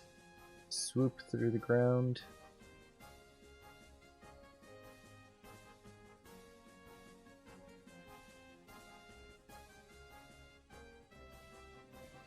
Something like that. Let's look at the rotation Y here. And a little linear right there. comes through. I think we can maybe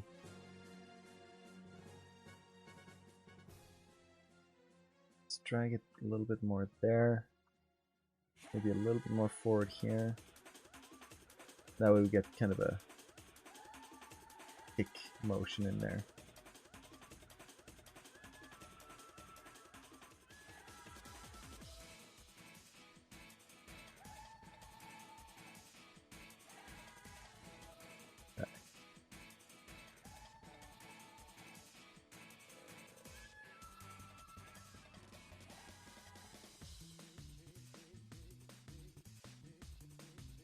Just round that arc out a little bit more.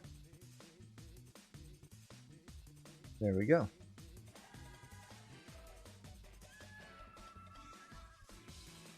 Now we've got a little bit more personality to that foot. So we can do the same thing with this one. As it's pushing off the ground, we basically just don't want the foot to slide off the ground too soon. So like right here, it just kind of slides forward. Having just that extra frame where the foot pushes off the ground, it's amazing how much it adds.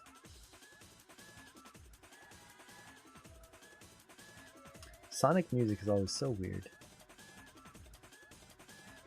Very good at times, but also very weird.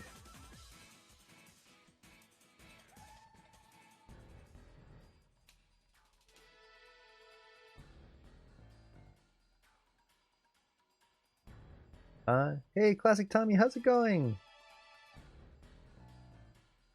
So let's push this here. So get that roll on the toe. And then, once again, zero out the attributes we don't need. Because then we're counter animating everything, which sucks. And push that up. And drag the toes a little bit more.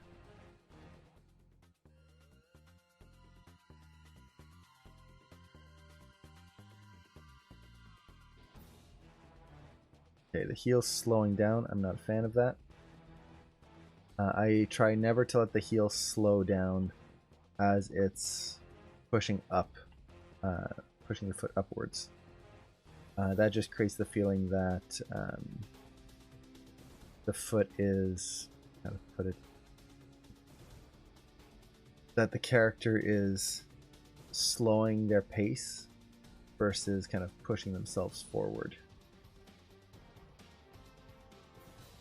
That spacing on the heel should just kind of keep increasing.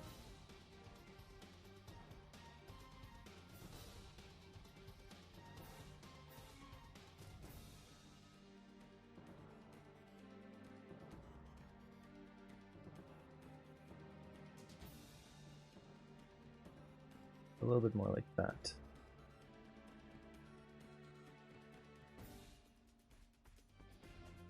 I can even bring this back just a little bit. Bring that forward a little bit more. Okay. So next, let's make sure we also get rid of the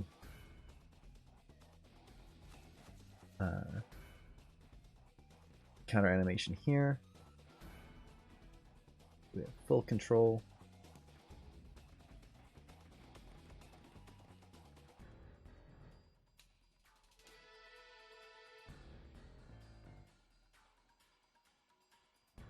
Okay. And then let's just push that foot to really swoop the ground here. Something like that.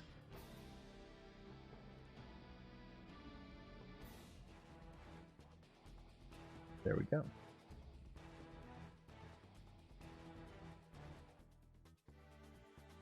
And let's do the forward.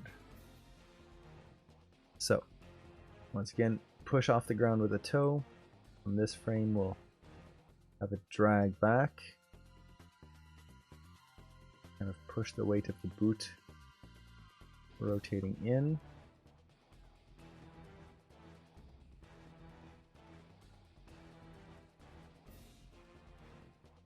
We're arcing through. And Something like that.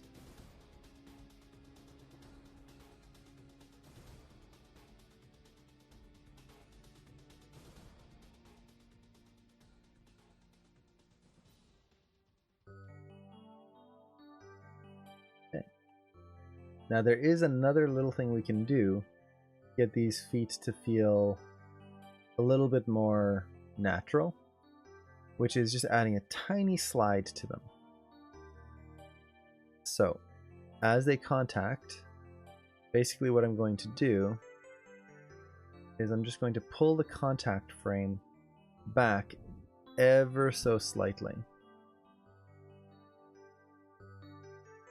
So, for example here, there's our contact frame. Let's take this one as well. And I'm just going to slide it back just the tiniest amount. Then on the next frame, set a key. Let's slide it forward a tiny amount,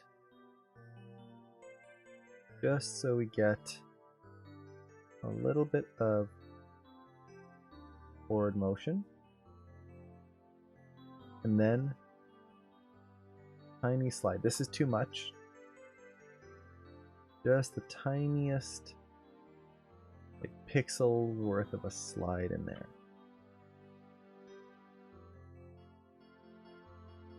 That. And what that's going to do is create the feeling that there's weight being put down on the foot and keep it from feeling locked off and glued to the ground. So same thing here, find the contact, slide it back just a hair, set a key, and just like it.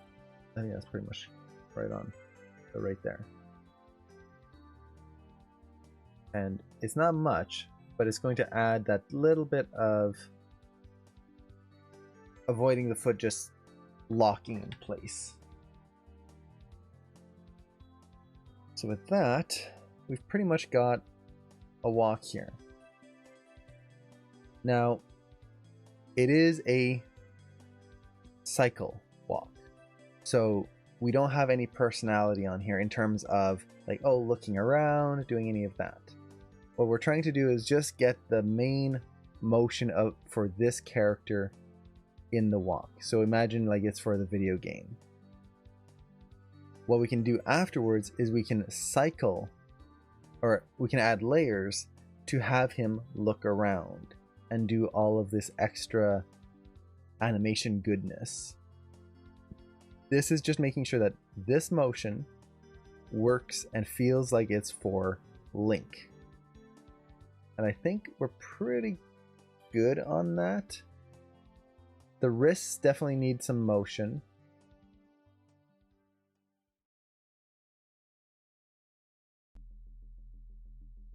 Let me cache the playback, and I should drink something in a while. Okay, so let's see how. There you go.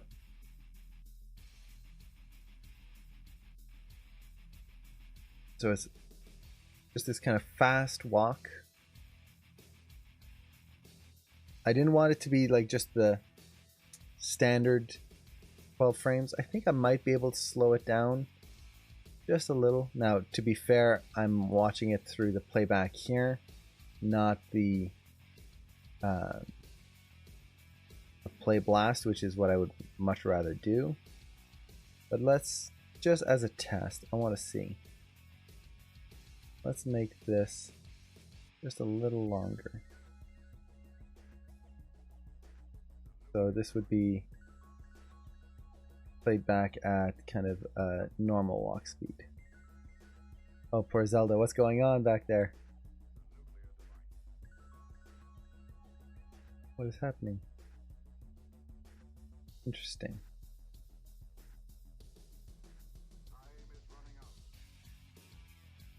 Why is she napping? Interesting. Cache playback that's doing it? Yeah. For some reason the cache playback is making her uh, bounce around. There we go. Yeah, I kind of like that speed a little bit more. I was hoping to do a little bit of a faster walk, but I feel this just kind of works a little bit better. Now I do have to get the cycle working. In this case, I'm not too worried about it. The main thing is the hands, the wrists, but other than that, it's pretty much done. There's a few knee pops and knee wiggles. That is simple to fix. Like right here, there's just a little bit of a wiggle right there. That's just adjusting the heel. So yeah. Yes, she needs to be animated. Okay. So let's call that for now. We'll return to him in a bit to polish things up, but we'll move on. That way we can kind of get a fresh eye on things. So let's turn off cache playback here. Okay. Now for her, let's start kind of pushing this. Now for her personality, the main thing that I'm trying to think of is kind of make it a little bouncier, more of an energetic walk. She's got more energy. Link is tired. He's been fighting monsters all day. Not that he's lazy in that sense, but it's been a long day, and he knows that he's gonna have to do it tomorrow too, so he's not expending more energy than he needs to. Whereas she, this is her first adventure. She hasn't been on adventures before, so she's gonna be a little bit more excited, a little bit more kind of bubbly. So without having it go into like a happy skip and walk, I just want a walk that's a little bit more bouncy and energetic. So let's try a different workflow to animate this walk.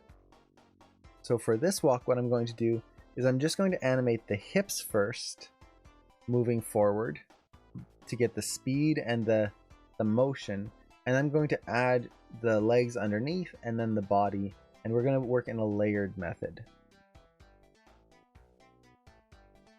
So the best way to do this, let's see, how do I want to approach this?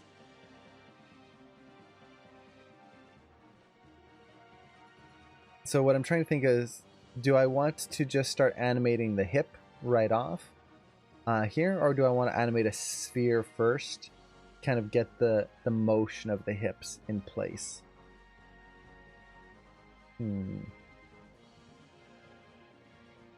How do I want to do that?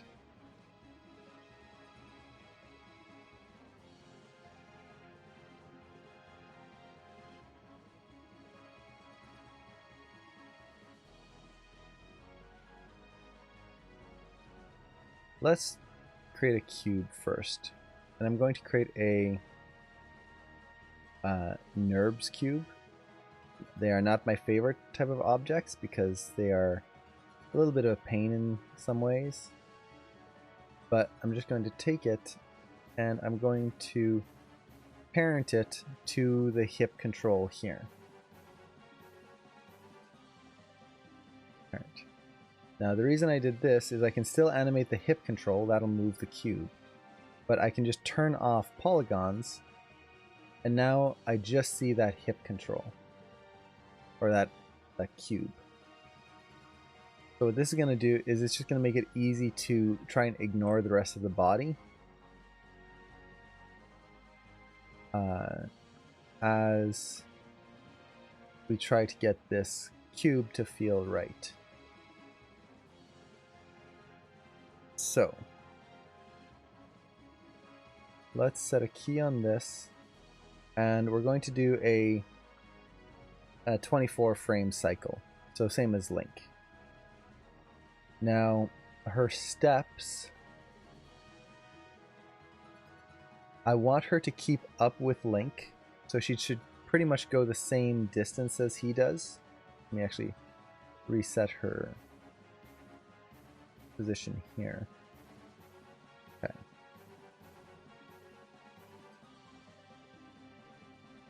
So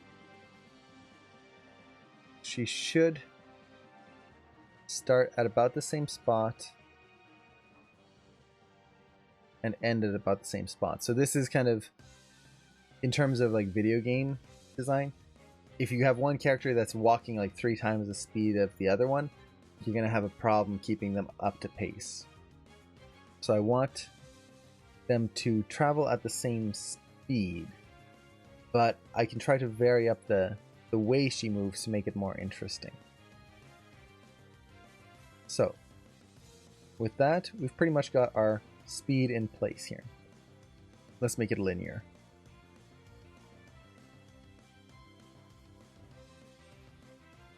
Okay. So now, how do we add some energy in here? Well, some translates up and down are going to be very helpful. So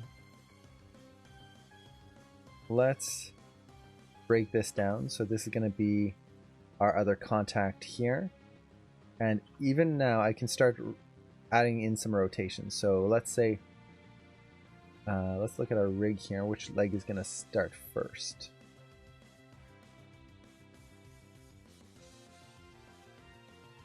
So it's going to be her right leg, or her left leg, the red leg that takes the first step here. So let's do that. It comes through there. Then switch and switch. Okay. So now we've got that. Not that interesting. Let's kind of break it down a little bit more. So, probably around there, probably around there. Okay. So, as she's walking, this is going to be the down pose. So there's going to be some energy in here. I think the down and the contact. Let's try to avoid the just contact down, passing up contact. That ends up being boring if we just stick with that all the time. Instead, let's try to offset things a little bit. So the contact is probably going to be... How do I want to do that?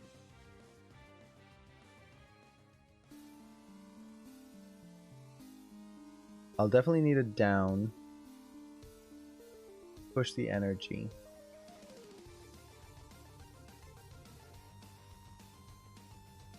Let's see.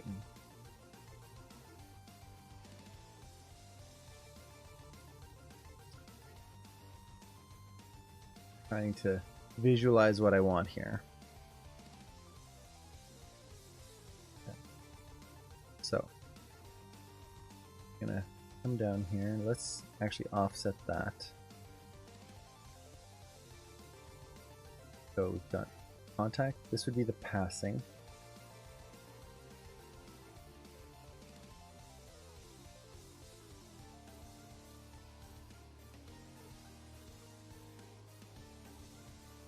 Make sure I've got all my keys in place. That would help. Okay.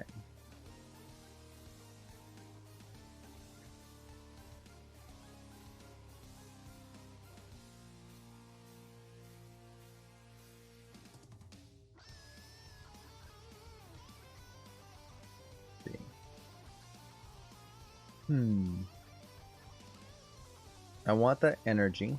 I want that feeling of the character really exaggerating her steps a little bit. We've got that.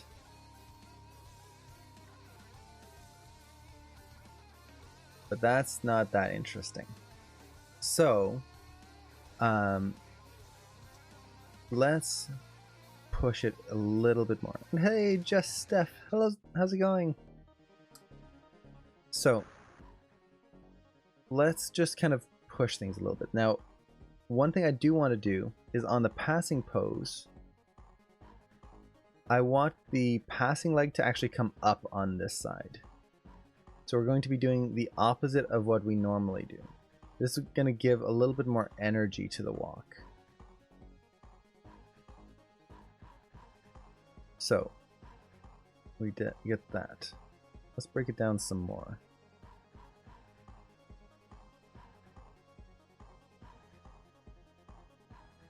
And yeah. Okay. Let's just focus on one axis at a time. This key is out of place. Okay. So we go there. This would be kind of the down pose. So contact. This would be the down. Kind of want the hip to still have a little weight shift down there before coming up. Maybe a little higher. This is the next contact. Let's look at a rotate side. So contact. Then it goes down. Goes up on that side. Contact. Let's see. Shouldn't shift over yet.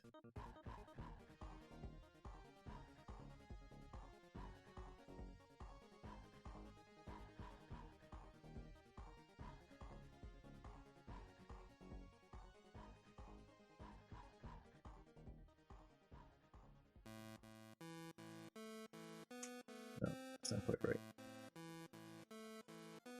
So basically I want the contact to happen, then the hips should dip ever so slightly to show the weight. And then let's kind of push it up to the next contact before dipping to show the weight. Contact.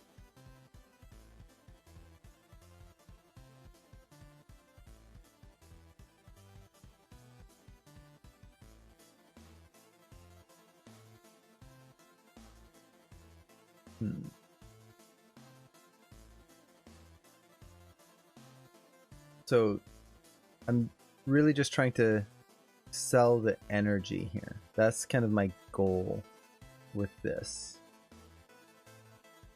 Let's actually, no, let's simplify this. So we've got contact. Let's push the passing pose right there so that the leg that is passing is up. Okay. Passing is up. Passing. Up. Okay. It goes up. Then on the up pose, let's say it's the up pose.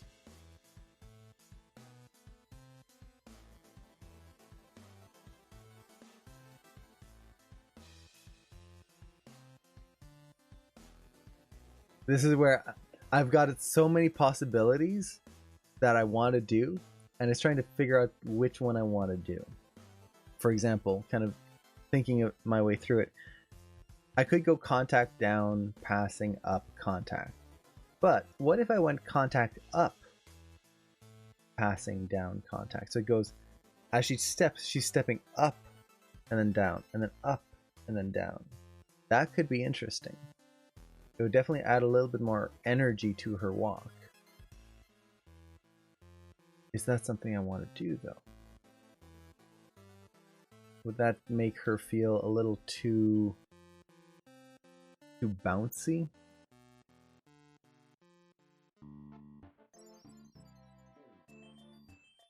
I guess we could try. So let's try this. So it's going to be contact up, then passing, and then down, and then contact up, passing, down.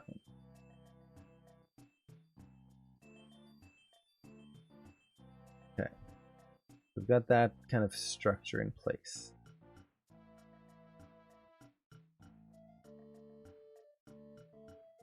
Okay. So with that, the rotations, as she contact and then up, the hip on the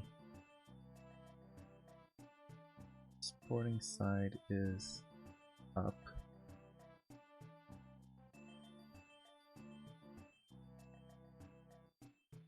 Then this is the down. Shift that weight over.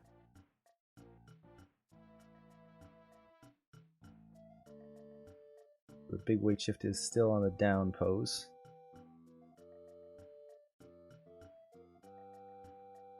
So, passing. This is the down. Contact. Passing. Contact down or up, passing. Okay.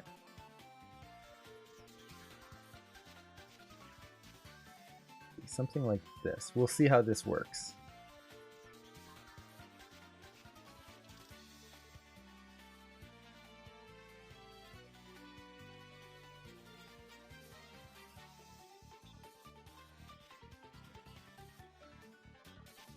Gives a little bit of a bounce to it.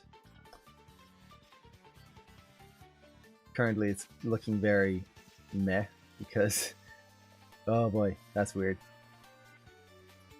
There we go, perfect.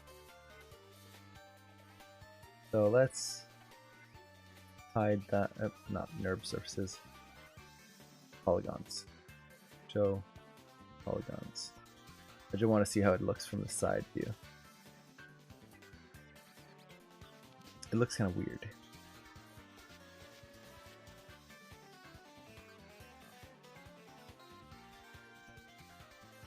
And I think part of that is my passing poses are not correct. Rotate Y.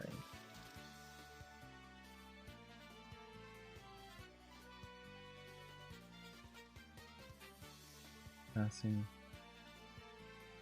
Passing. Okay.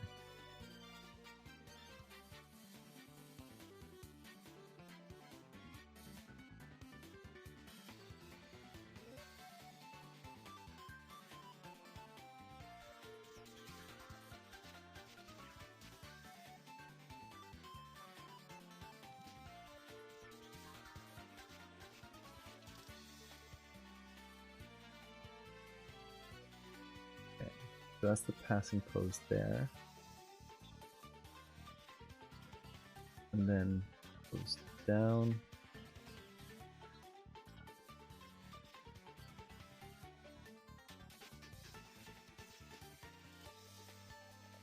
Yeah, that's not quite the feeling I want.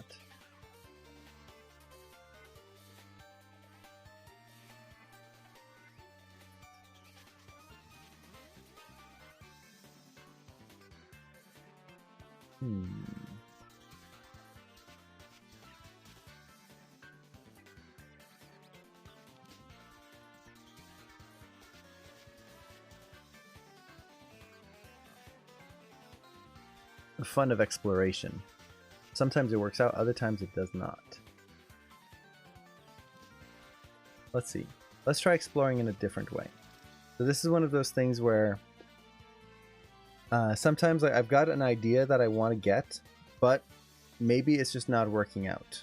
So for example, this, like, I'm trying to get the hips to work in a certain way, but looking at it with just that simple object, it's just kind of making me wonder what it is I want. So instead, what I'm going to do is I'm going to try and create a pose, work from that, and use that as kind of a building block. So let's start here. So one thing I kind of want to do here, she's going to be traveling at the same speed as Link. So starting and kind of stopping at the same point. But one thing I do want to try and do is add a few different elements to her walk. One is I kind of want her to step wider. So she's going to have longer strides than he does. This is to help try and show the excitement of the walk. So even though they end up kind of getting to the same spot, I want her to just have this slightly longer step range. It'll make every step a little slower, but should work out.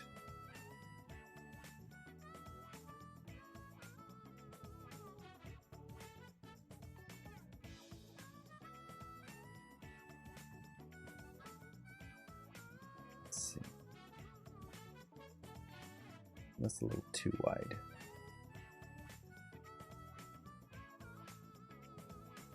I just realized what time it is. Oh shoot. Might have to revisit this tomorrow.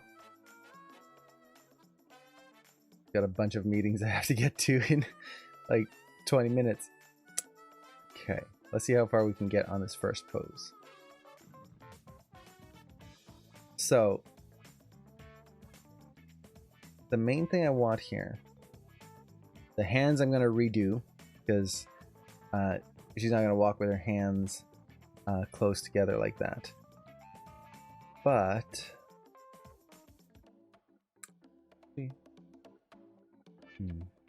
I've got so many ideas that I want to do with her.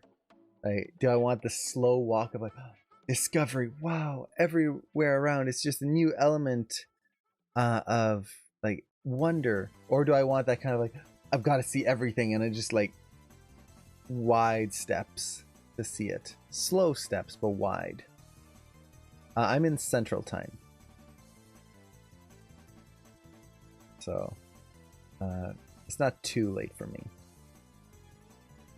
Now the feet I do want a little bit closer together. She's going to walk almost in line.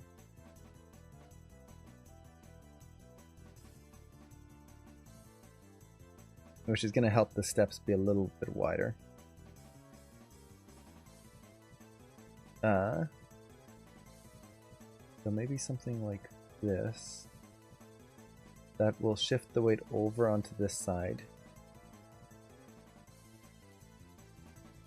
Let's get that foot raised.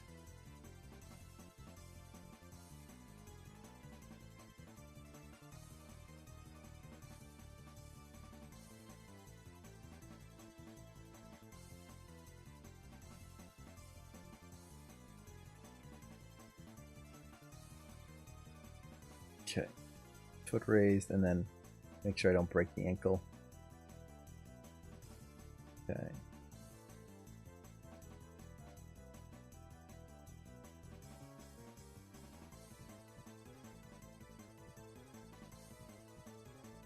So let's start with that. Now I'm going to go forward to the passing pose. So that's going to be passing right here. So let's take the hip control here and just get rid of all the keys except for the forward translation.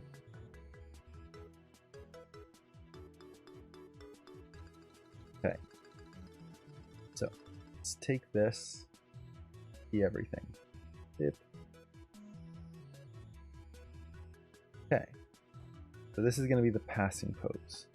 So at this point, that foot comes down. This foot will go forward.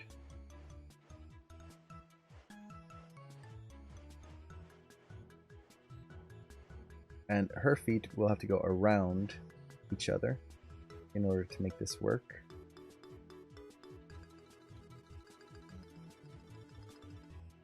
Okay. And her hips will come up. Now I'm going to keep the knees slightly bent for her. This will make it a more, I guess you could say, regal walk. But she's excited, so there's going to be a lean forward. Or actually, not so much a lean forward, but kind of a curve to the body. Let's also make sure I'm moving the eye controls, or else she's gonna get some problems later.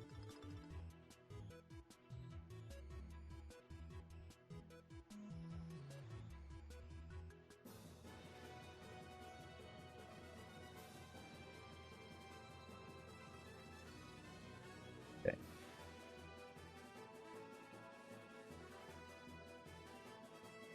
So, step forward. Now the hip, let's do the things we know that have to happen. The hip has to rotate this way in order for the leg to pass. But I kind of want to raise the hip on this side, just slightly. Just give that a try. I don't usually animate hips like that, but I want to do it.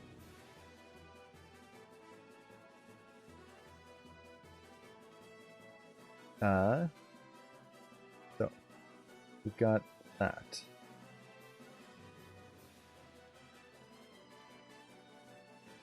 And let's just take our body control and delete all the keys we don't need. Focus on the core right now. Okay.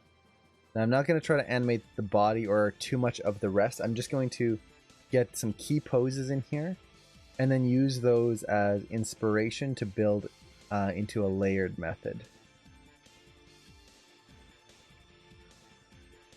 So now we get into the contact pose.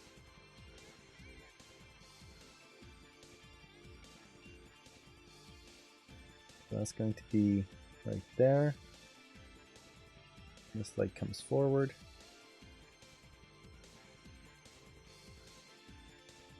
Oops. Rotate. And then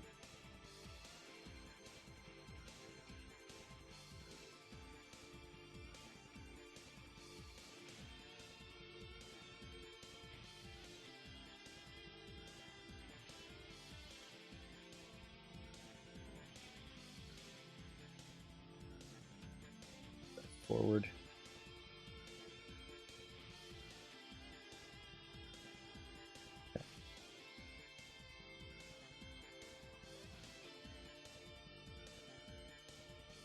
Now the exact distance I need is not going to be huge. Let's keep this simple.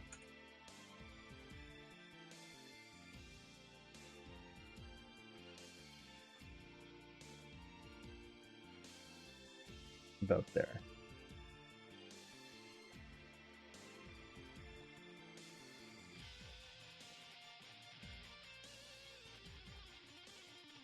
Okay.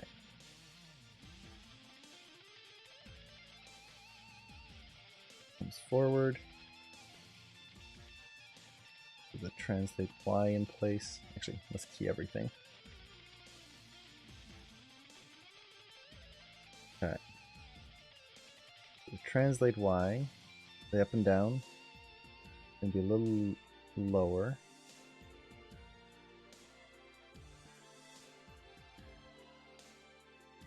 Bring the body back. Get the hips rotated the right way.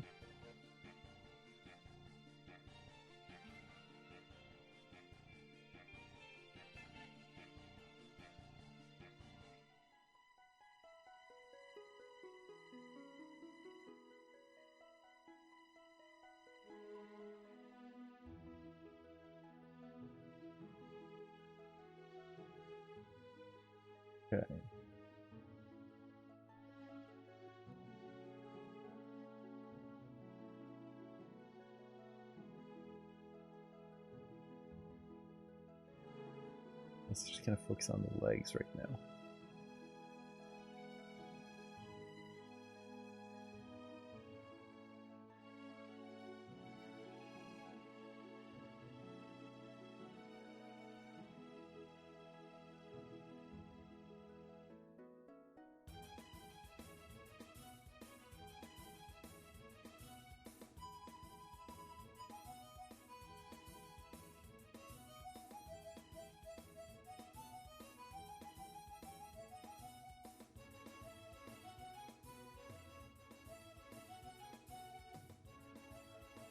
The next key is going to be over here.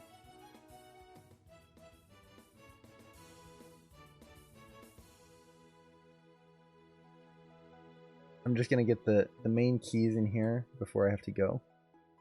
And then this way, when we start the next stream, we can just dive right in and get this nice and worked out.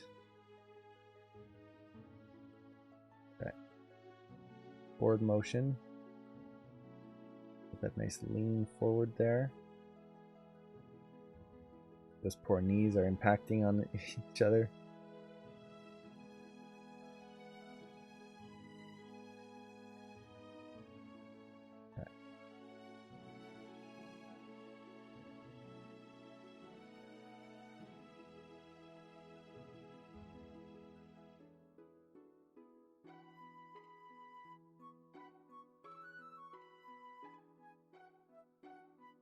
Get the hip in place. I think it's pretty close.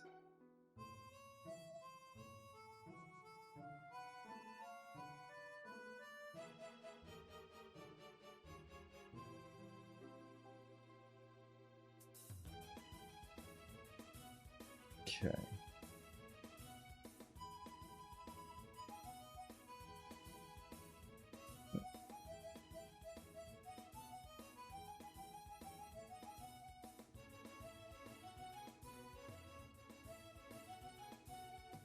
Okay. Move this forward.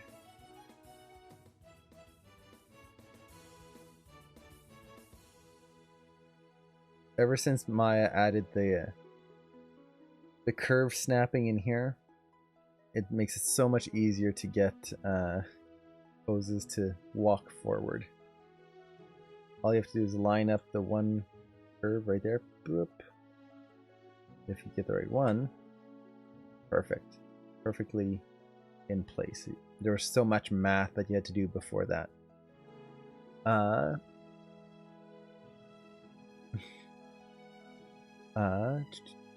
So let's see how this is feeling for just like throwing these in.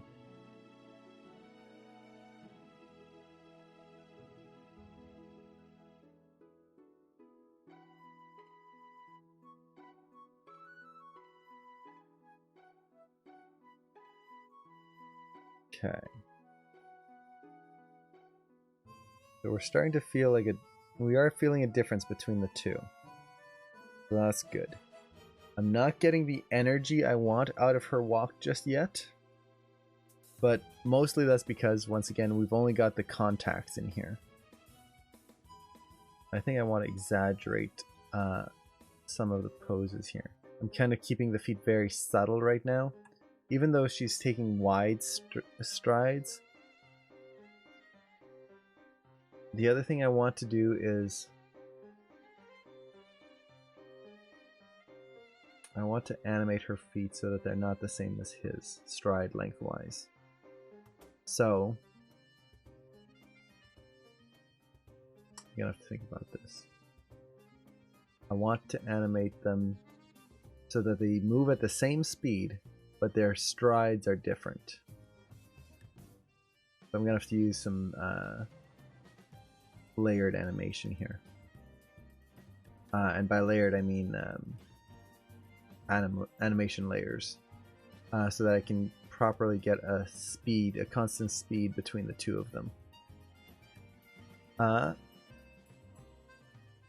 So, Ryu said Chicago nowhere near me, his target closed down to only 10 people allowed. Wow.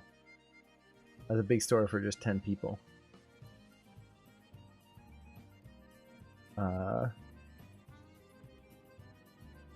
So I just want to test something here.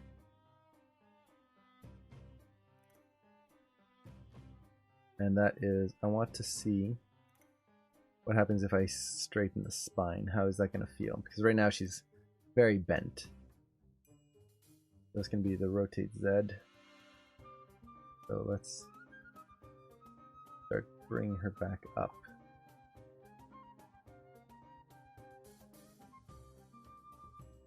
So she's got this straighter feeling to her.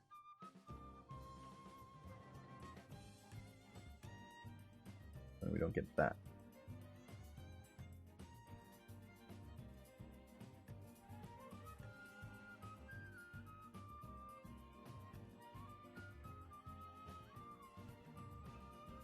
Also have to push the rotate Z. Sorry, rotate X.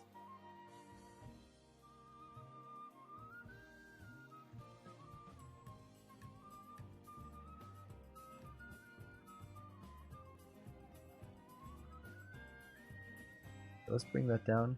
An animated Caleb. Hey, thank you so much for the follow. Okay.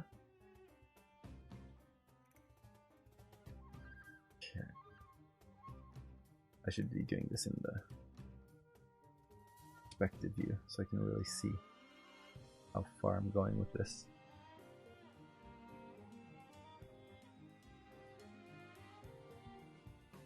Bring that forward.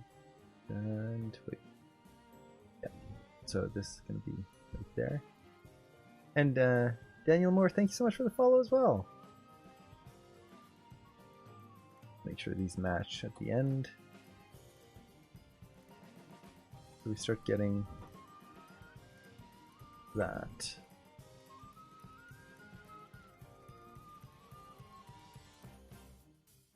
Yeah, it's getting... It's something, but it's not right. There's a very specific feel I'm trying to go for here, and I'm going to need to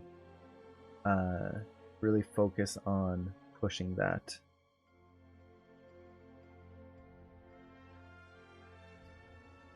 So let's push the weight as she's walking.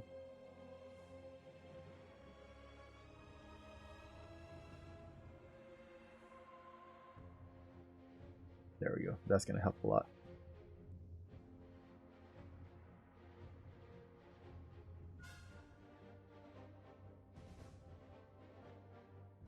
Get some weight shift in there.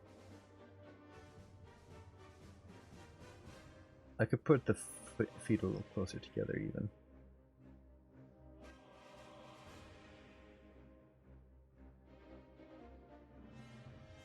Body's rotating too much. Okay, yeah, I'm starting to get nitpicky here when I don't need to be nitpicky. But I think I've got the core of what I want. We've got Link pretty much walking here. There's a few things I want to tweak on there, exaggerate, especially for the hands, and then adding in the cloth and all of that. And then for her, the big thing is going to be really, like, there's twitches and everything. Ugh.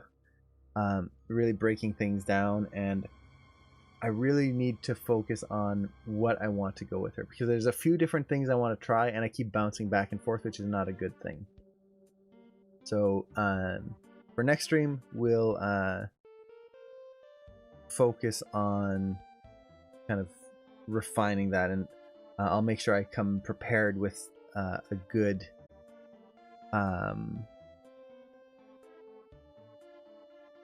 thought process on this.